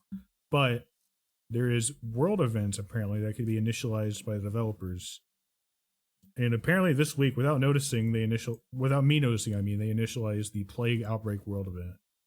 By without me noticing, I mean I was just playing the game and I got a notification that there was a plague outbreak. So I thought it was something random that happened to my game, or perhaps a consequence of some dark choice I'd made previously. But no, it was just the developers turning on the plague outbreak button, which the actual event is kind of cool, and it's mostly like something you can ignore except when you're near graveyards, so like whatever. But it just feels weird that my world state has like dramatically changed because the player decided that the community now experiences that world state, not because of something in my world. You know what I mean? That does seem very strange. I actually kind of hate that. I don't hate it. That's the thing. I don't hate it either. Like I'm saying, it's just kind of strange. Like I don't know. Like yeah, I would say that I would hate it if I was a GOG player who, for some reason, the GOG storefront was not allowing people to play the game from release until like 3 days ago.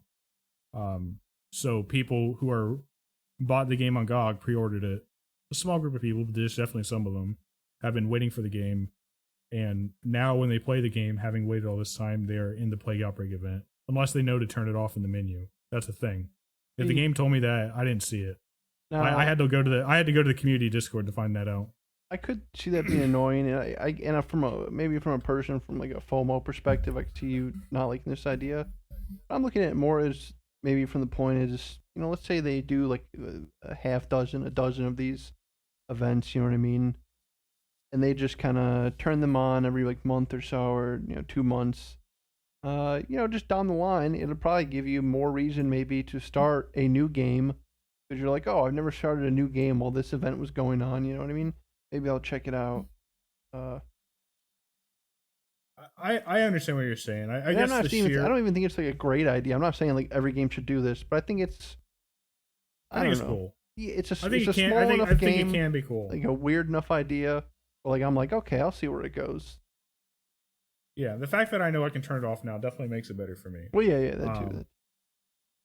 But I just feel like, will it go away? Yes, it will. It is a limited time event.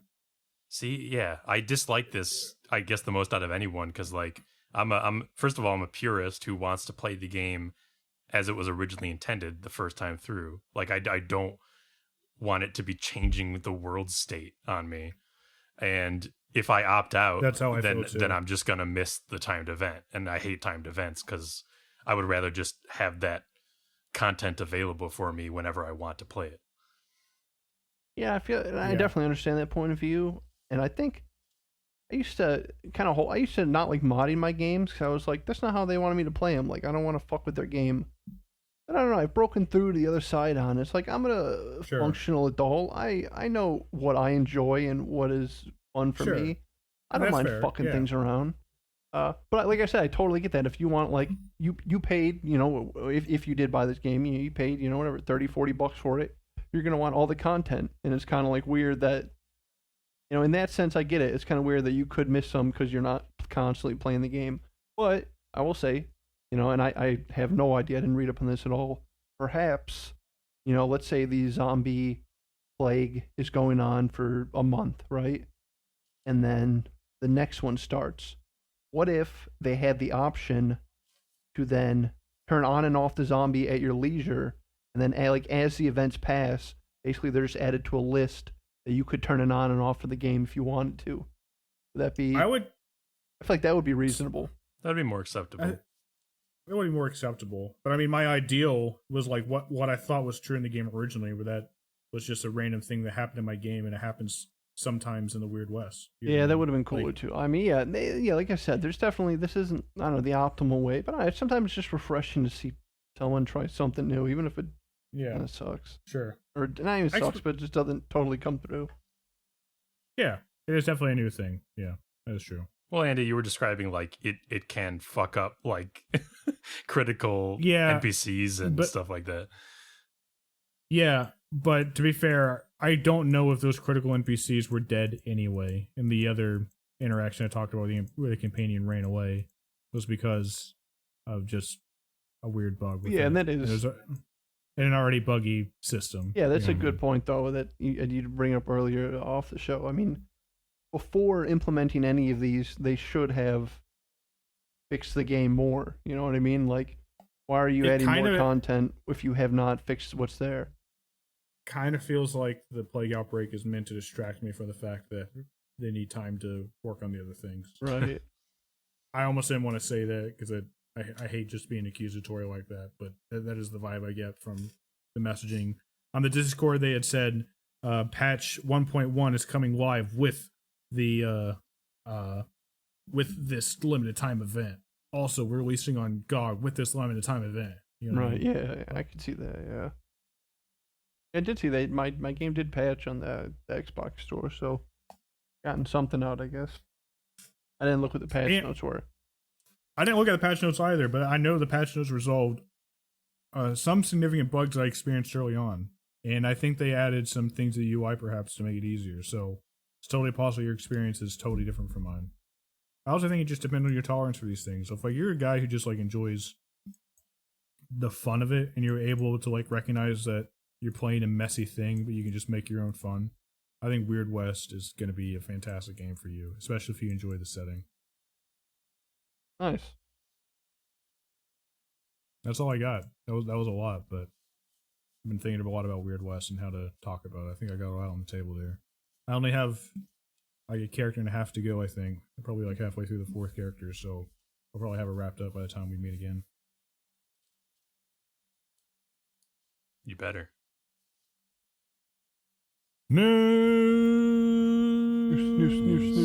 News.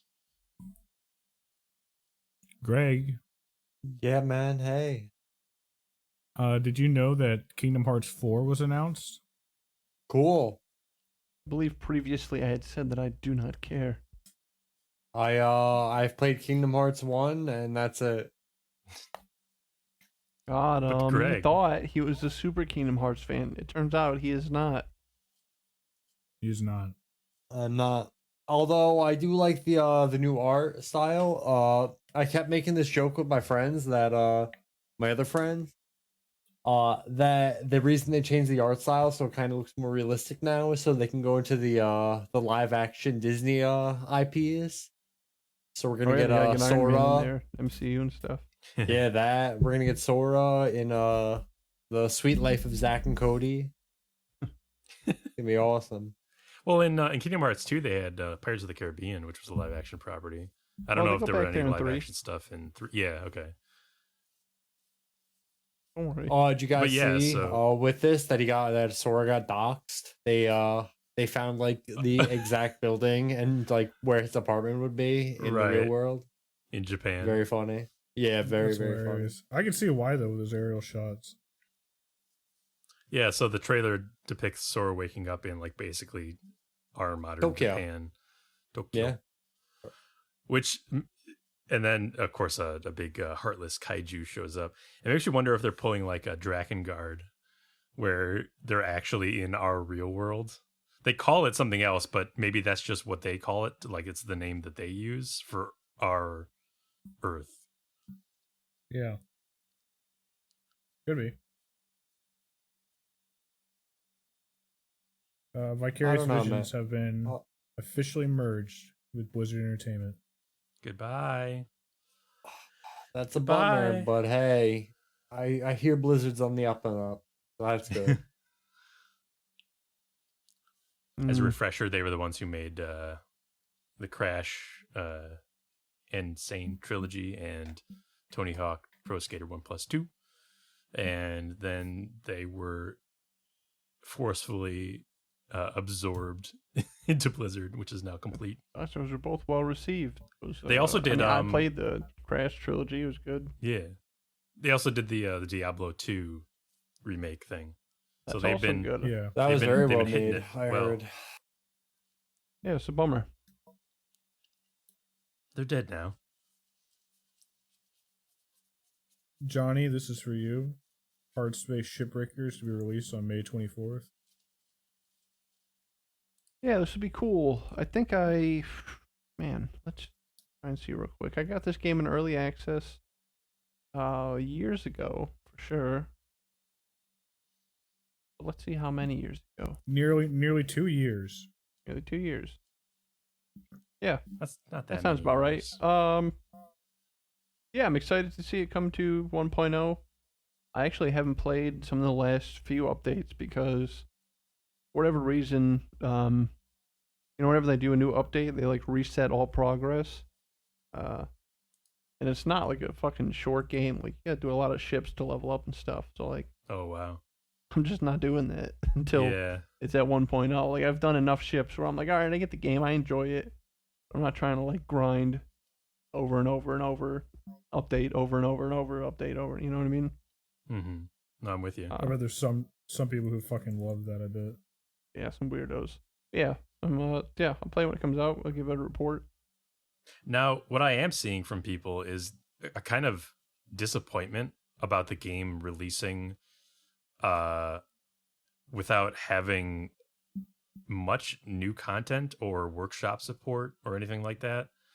I'm seeing some disappointment in terms of like, oh, I wish they had delayed longer to put more stuff in or something like that. Yeah, well, I don't think there's any workshop support. That's what people are saying. Not That that it I've doesn't have messed that. with. I mean, I don't know what people want from this game too much. I mean, it's like a game where John, just... are you crazy? They want to be able to take apart a TIE fighter. Yeah. So yeah, I don't know. Like they're asking $25. Yeah, that's a decent price, but like, I don't know. What's there is solid. I mean, I guess I wish they could add co-op or something. That would have been cool. But yeah, I don't know. So maybe me it's personally, I think that they. I don't want to say waste. That's harsh, and I have not played it through. I think that adding like a story and a campaign, I'm just gonna say I think it's stupid. Which they did do. Yeah, which Right. they did, and they spent a lot of. That's what the last like year and a half or year and a half updates has been. When they should have just added like new ships and stuff, because That's what I'm seeing in the comments on the update here, that people are just mostly annoyed about that. like the story that I've played so far is like, oh, it's a typical story. All right, so you're a shipbreaker, and like become a shipbreaker, you got to take on like $1 trillion in debt because the company's evil or whatever, and they're giving you all the supplies. They're charging you for oxygen. So like slowly they're like building a union or something in space, and you're gonna like fight back against the corporation. I don't know. That's like the very beginning parts that I played. It's like, who cares? It's not what I'm playing the game for, and I don't want to hate. I'm not trying to talk shit. You're just Like, a working Joe. what I seen wasn't like, I wasn't compelled. I wasn't like, yes, I must break down another ship to see where the story goes. I'm playing the game for the ship breaking mechanics exclusively, and I think they fucked up hard not going into that. But that being said, there's still a decent number of ships and stuff. You can still have fun. All right. Yeah, I guess the contrast is like Teardown, where like the story is told to you in like a quick email prefacing like, "Hey, go steal this," and like that's fine because you're there for the tearing down. Yeah. For the tearing down, the ship breaking. Yeah. Imagine like, Teardown if they had half the levels, but they just had more story. Like, all right, well, I really wish you would have just put those other levels in. And apparently they got like audio Yeah. logs in Shipbreaker. Stuff Yeah. like, you're just listening to audio logs. The new Dark Souls RPG rulebook has typos, rule mistakes, and gameplay oversights. I was flipping through it a little bit. Flask, you might have seen more than me, but probably one of the most egregious I saw was, like, for example, the possible starting strength for a knight character is 15, which is one fewer than the 16 points required to equip the knight armor. So you Fucking can't crazy, even right? wear How your do they do starting that? armor. Like, There's what? parts of it where it references a paladin instead of the Dark Souls stand-in for whatever a paladin is. A cleric, I think. Is it maybe like they base the book off like a different version of the game? Oh, or something? Like, how could they you based do the book that? off of D&D 5e, which is why there's like paladins shit in there still Right. Okay. left over. I don't know. You think they would have a little bit more quality control or Yeah, apparently something, right? Steamforged, which is the company behind this, previously made the Dark Souls board game, which I guess sucked really bad. So, like, Steamforged apparently does not have a good record, and I mean this game is only released in the UK right now. I believe it's May for the US release. This RPG, but yeah, so people like in the know about Steamforged are not surprised. And right now they're basically just Steamforged is basically just like, hey, tell us all the mistakes in our officially released rulebook that you paid for, and yeah, we'll fix them probably in like the digital version. So you just have this copy of the physical book that's useless now, or not useless, but like you can play the game if you do a bunch of house rule modifications, but it's now an obsolete product that you have in your hands, which is just really shitty.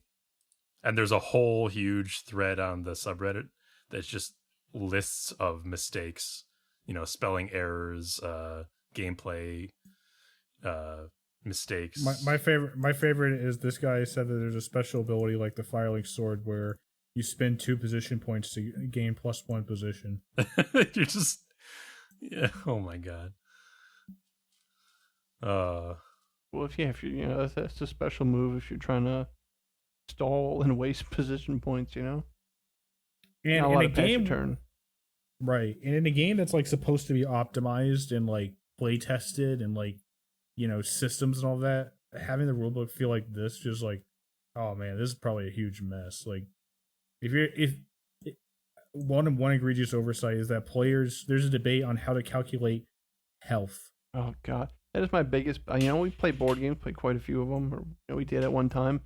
That is my biggest pet peeve, is just not having a concise rule book.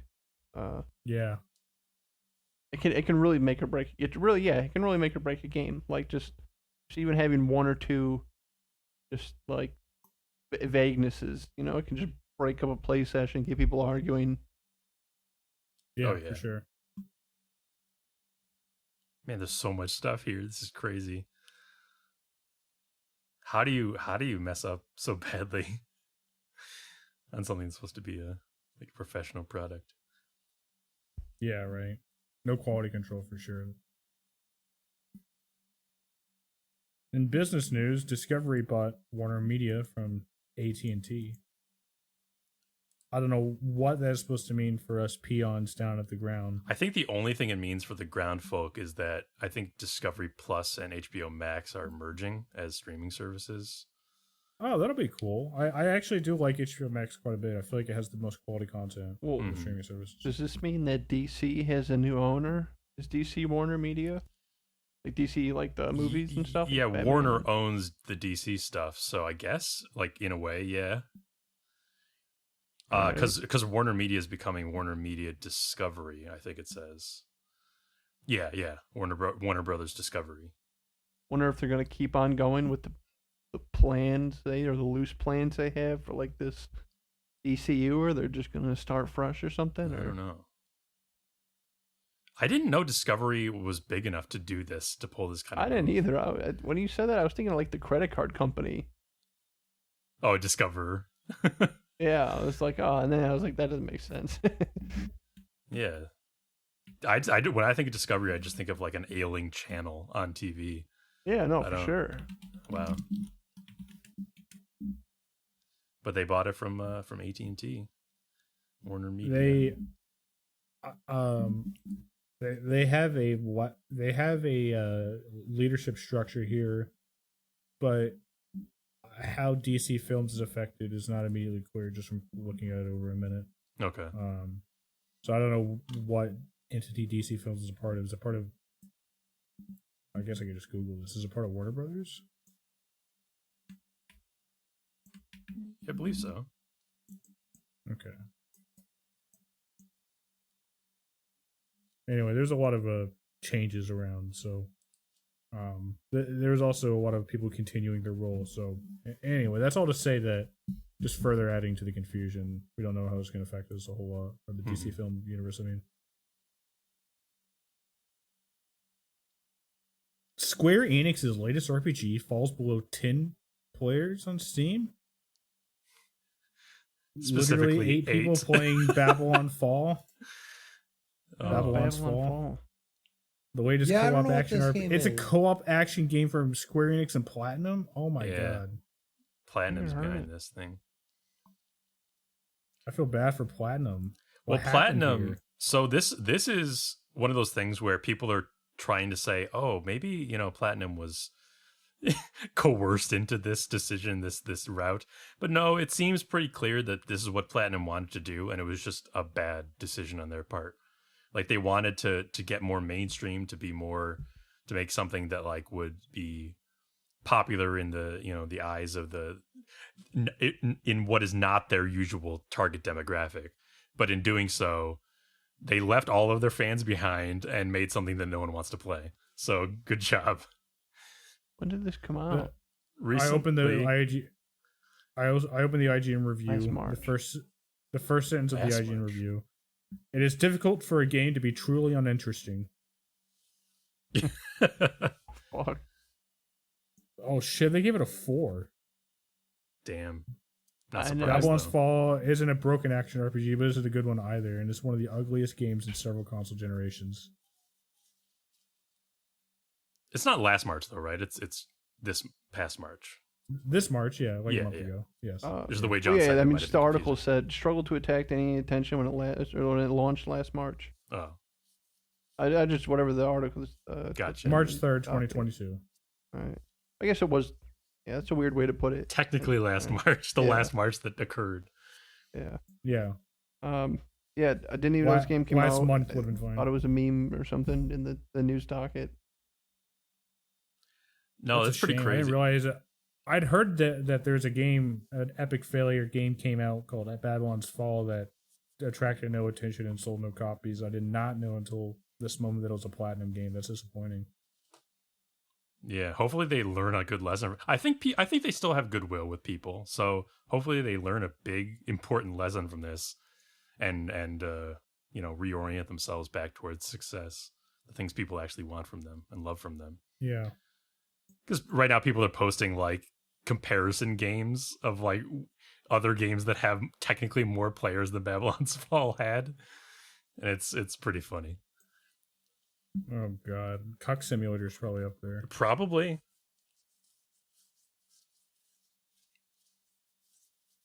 Oh fuck. Advanced Wars 1+2 is accidentally unlocked for one person on the Switch. This is a remake of the DS games Advanced Wars, kind of like a tactics game. I don't know if there's a better way to describe the. Well, they Advanced were on the Wars. Game Boy Advance, hence the name Advance. Oh, okay, sorry. Well, Yeah. I played One of the later Advanced Wars ones. too. Yeah, Okay. or maybe not the second one. I did play one of the later ones on the DS, I think. This is pretty funny. This That's is pretty amusing. interesting. How does that happen? I mean, of course, it's already fixed. Oh yeah, I was like, quick update. It was fixed. She cannot fight anymore.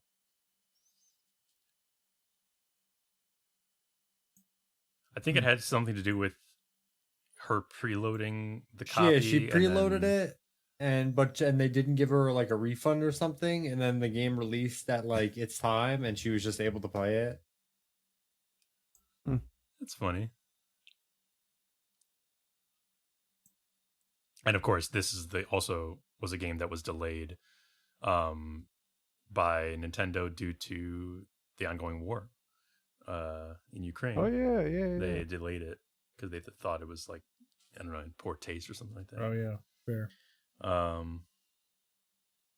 So maybe it has to do with the fact that it was intended to come out, so like Yeah. something was just in place that they had to fix.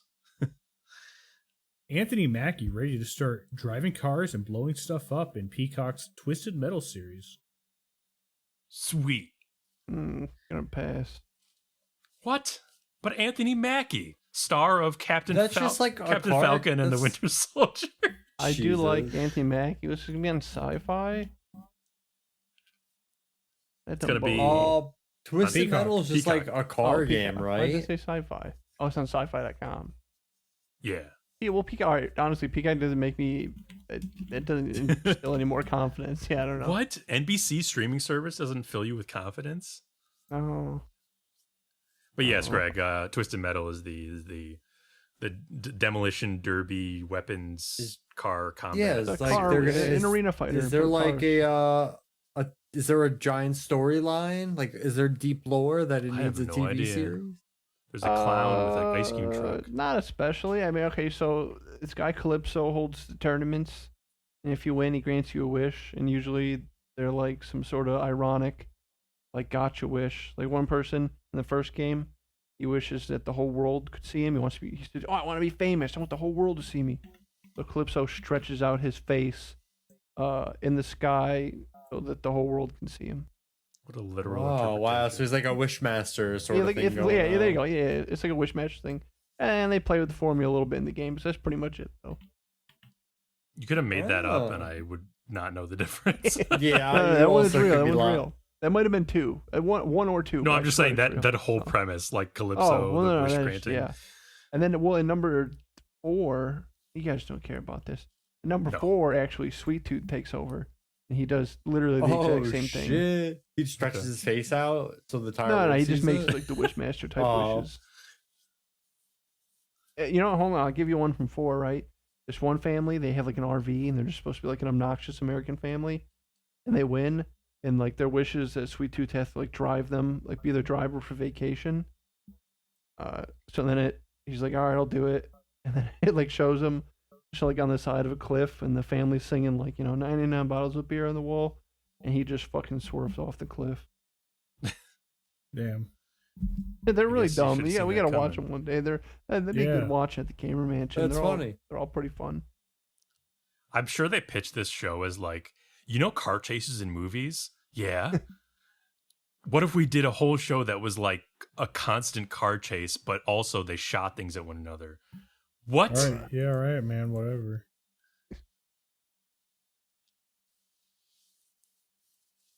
All right, to round out the night, selection of news about Cyberpunk 2077. It's our Cyberpunk corner. First off, the expansion is set to release in 2023. Cool. Cool.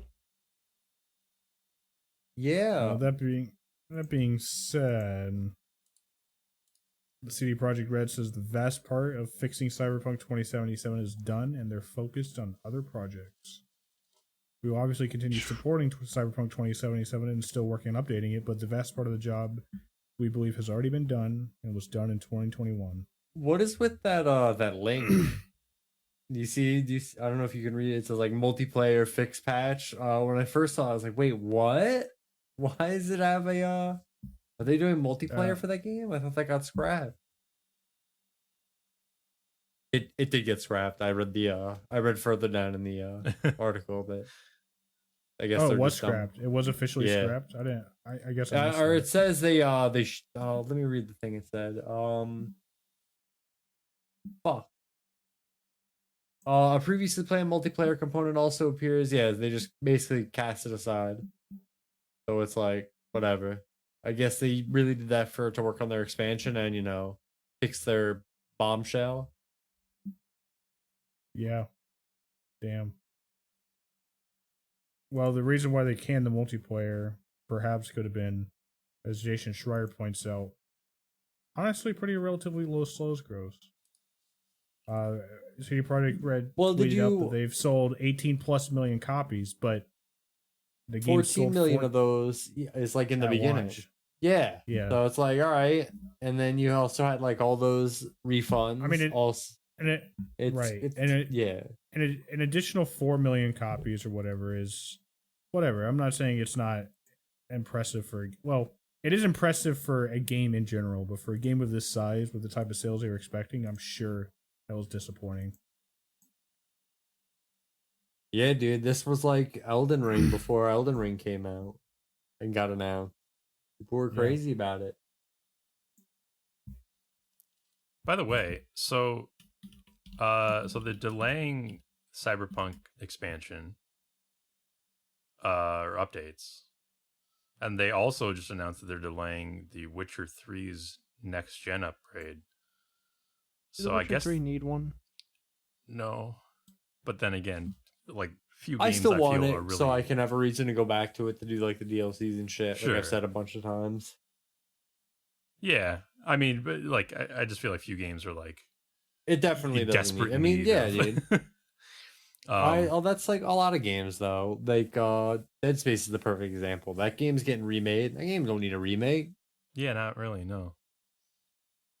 But yeah, it's funny. I guess they're just working on the next Witcher game. Like, what are they working on right now? If they're delaying like all their side projects. Yeah, they're working on. They are working on Witcher 5, right? This should be Yeah, Witcher 5. Witcher with Unreal 5.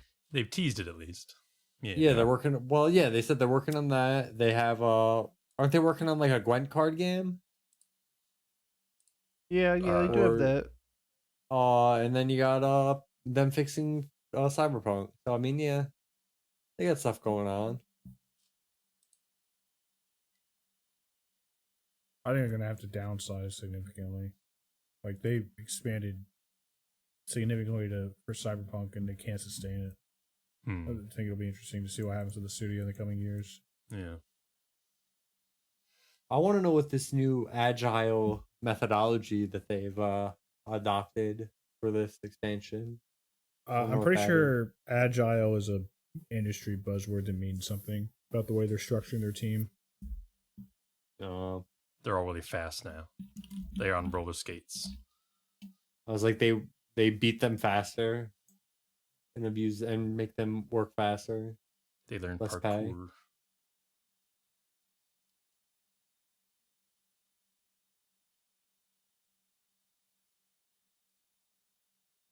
Well, all right. Apparently, an agile team is a team of people that are focused 100% on a certain project and who are dedicated to all aspects of that project. So That it's doesn't seem like a good word to versatile describe that. Yeah, wait. That seems like agile feels like you're like Bouncing around Doing between multiple different things. yeah, yeah. you're very what's the word that they use? Like a fuck. You're able to pop out easily, like you can just move people out really quick, Modular. back and forth. Modular, thank you, yeah. That's what does that seem like sounds that. like. Not all right, everyone's just working on this one thing. We're really agile about it. I think the agile is supposed to be more like focus than like speed. Yeah, that's strange. I agree. Man. I agree. It's a strange terminology. It's an industry buzzword. Corporations, huh? Am I right? Yeah, fellas, Right? that's just how I like to end an episode of the Broken Campfire, talking about corporations in Cyberpunk 2077. But hey, Do you think people ever learn that No. like we should just work on their games and not like No. rush it out and you'll get more money? no. Well, I don't know, man. I mean, we're the small brains who play games all the time. They're the big Yeah, brains but making I making guess. a lot of money. Yeah, Well, they like, still I- sold like, 18 million so- copies. Yeah, dude, but like I don't know, man. It's probably just a me thing, but I feel like that it's such a crazy oversight that like Cyberpunk, for example, it was this crazy like popular game and it ended up bombing. And you think people would take that lesson like, oh, dude, Cyberpunk, like I think I said this before on a previous podcast, like, oh, Cyberpunk did really bad because it was like a buggy mess and all this shit.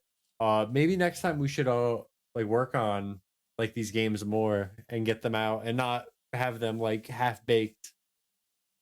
Yeah, but it's If just that like, makes sense. I mean, it's just the numbers, you know? Yeah, they got all that backlash on the stories, but 18 million is still a fucking crazy number. Even if you think like people did refund, how many people really refunded? You know what I mean? Like, how many people went True. through that process, or they were like, I'll just wait till it gets better. Yeah, that's I mean, true. I'm sure there was no, I'm sure it's a big number, but millions? I don't think so. But yeah, I don't know, man. I feel like you'd want to keep like the good faith with people. Well, I mean, But obviously, yeah. But you I want, guess you know, I guess I'm yeah. just an asshole who thinks that. As long as it keeps, I mean, And like everyone's FIFA, just whatever, about they don't money. care. They do the same game every year. People still buy it. They have no incentive to change. True. Yeah, Greg, I mean, screw 18 you. They're bringing Godzilla to Warzone. 18 Are million they? Oh yeah, against think so. a $60 price tag is still over $1 billion. Of Right? It's, course, that money doesn't always wash out. You can't just do that math. well, yeah. But Still, I mean, as you an know, if they, estimate, yeah. yeah. Feels bad. Feels bad. And you're saying that as the biggest Cyberpunk fan on the podcast. I did. I The got 100 planet, hours perhaps. in it. I will probably. I can't imagine. I can't imagine I get this DLC. I played so much already. I think I could see me playing the DLC, honestly. Like, they know people are going to have their fucking guard up, right? They can't Well, try yeah. another bait and switch. Yeah, you would really think so.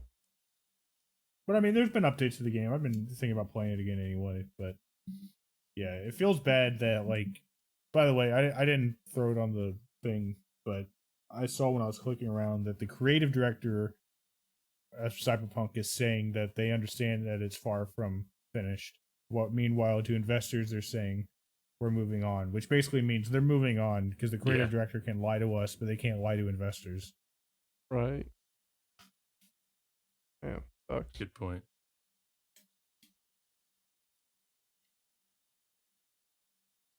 Hey, everybody, get your spirits high because this is our last podcast ever.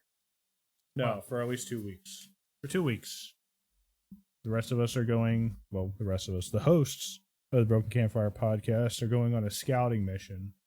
We have an offer to check out a new, highly anticipated video game that's being AAA developed.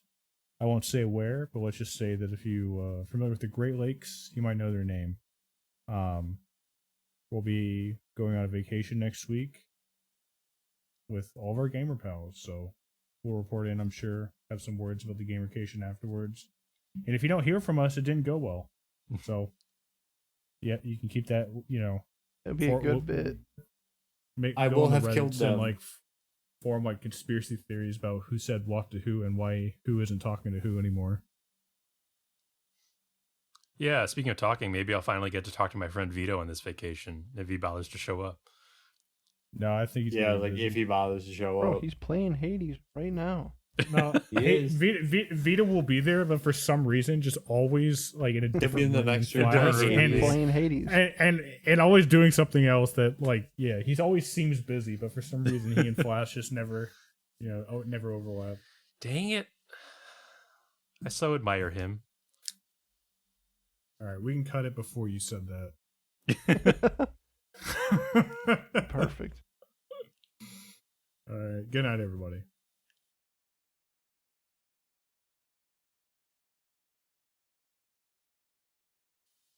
I have to keep up the pretense on the podcast that I care about him at all.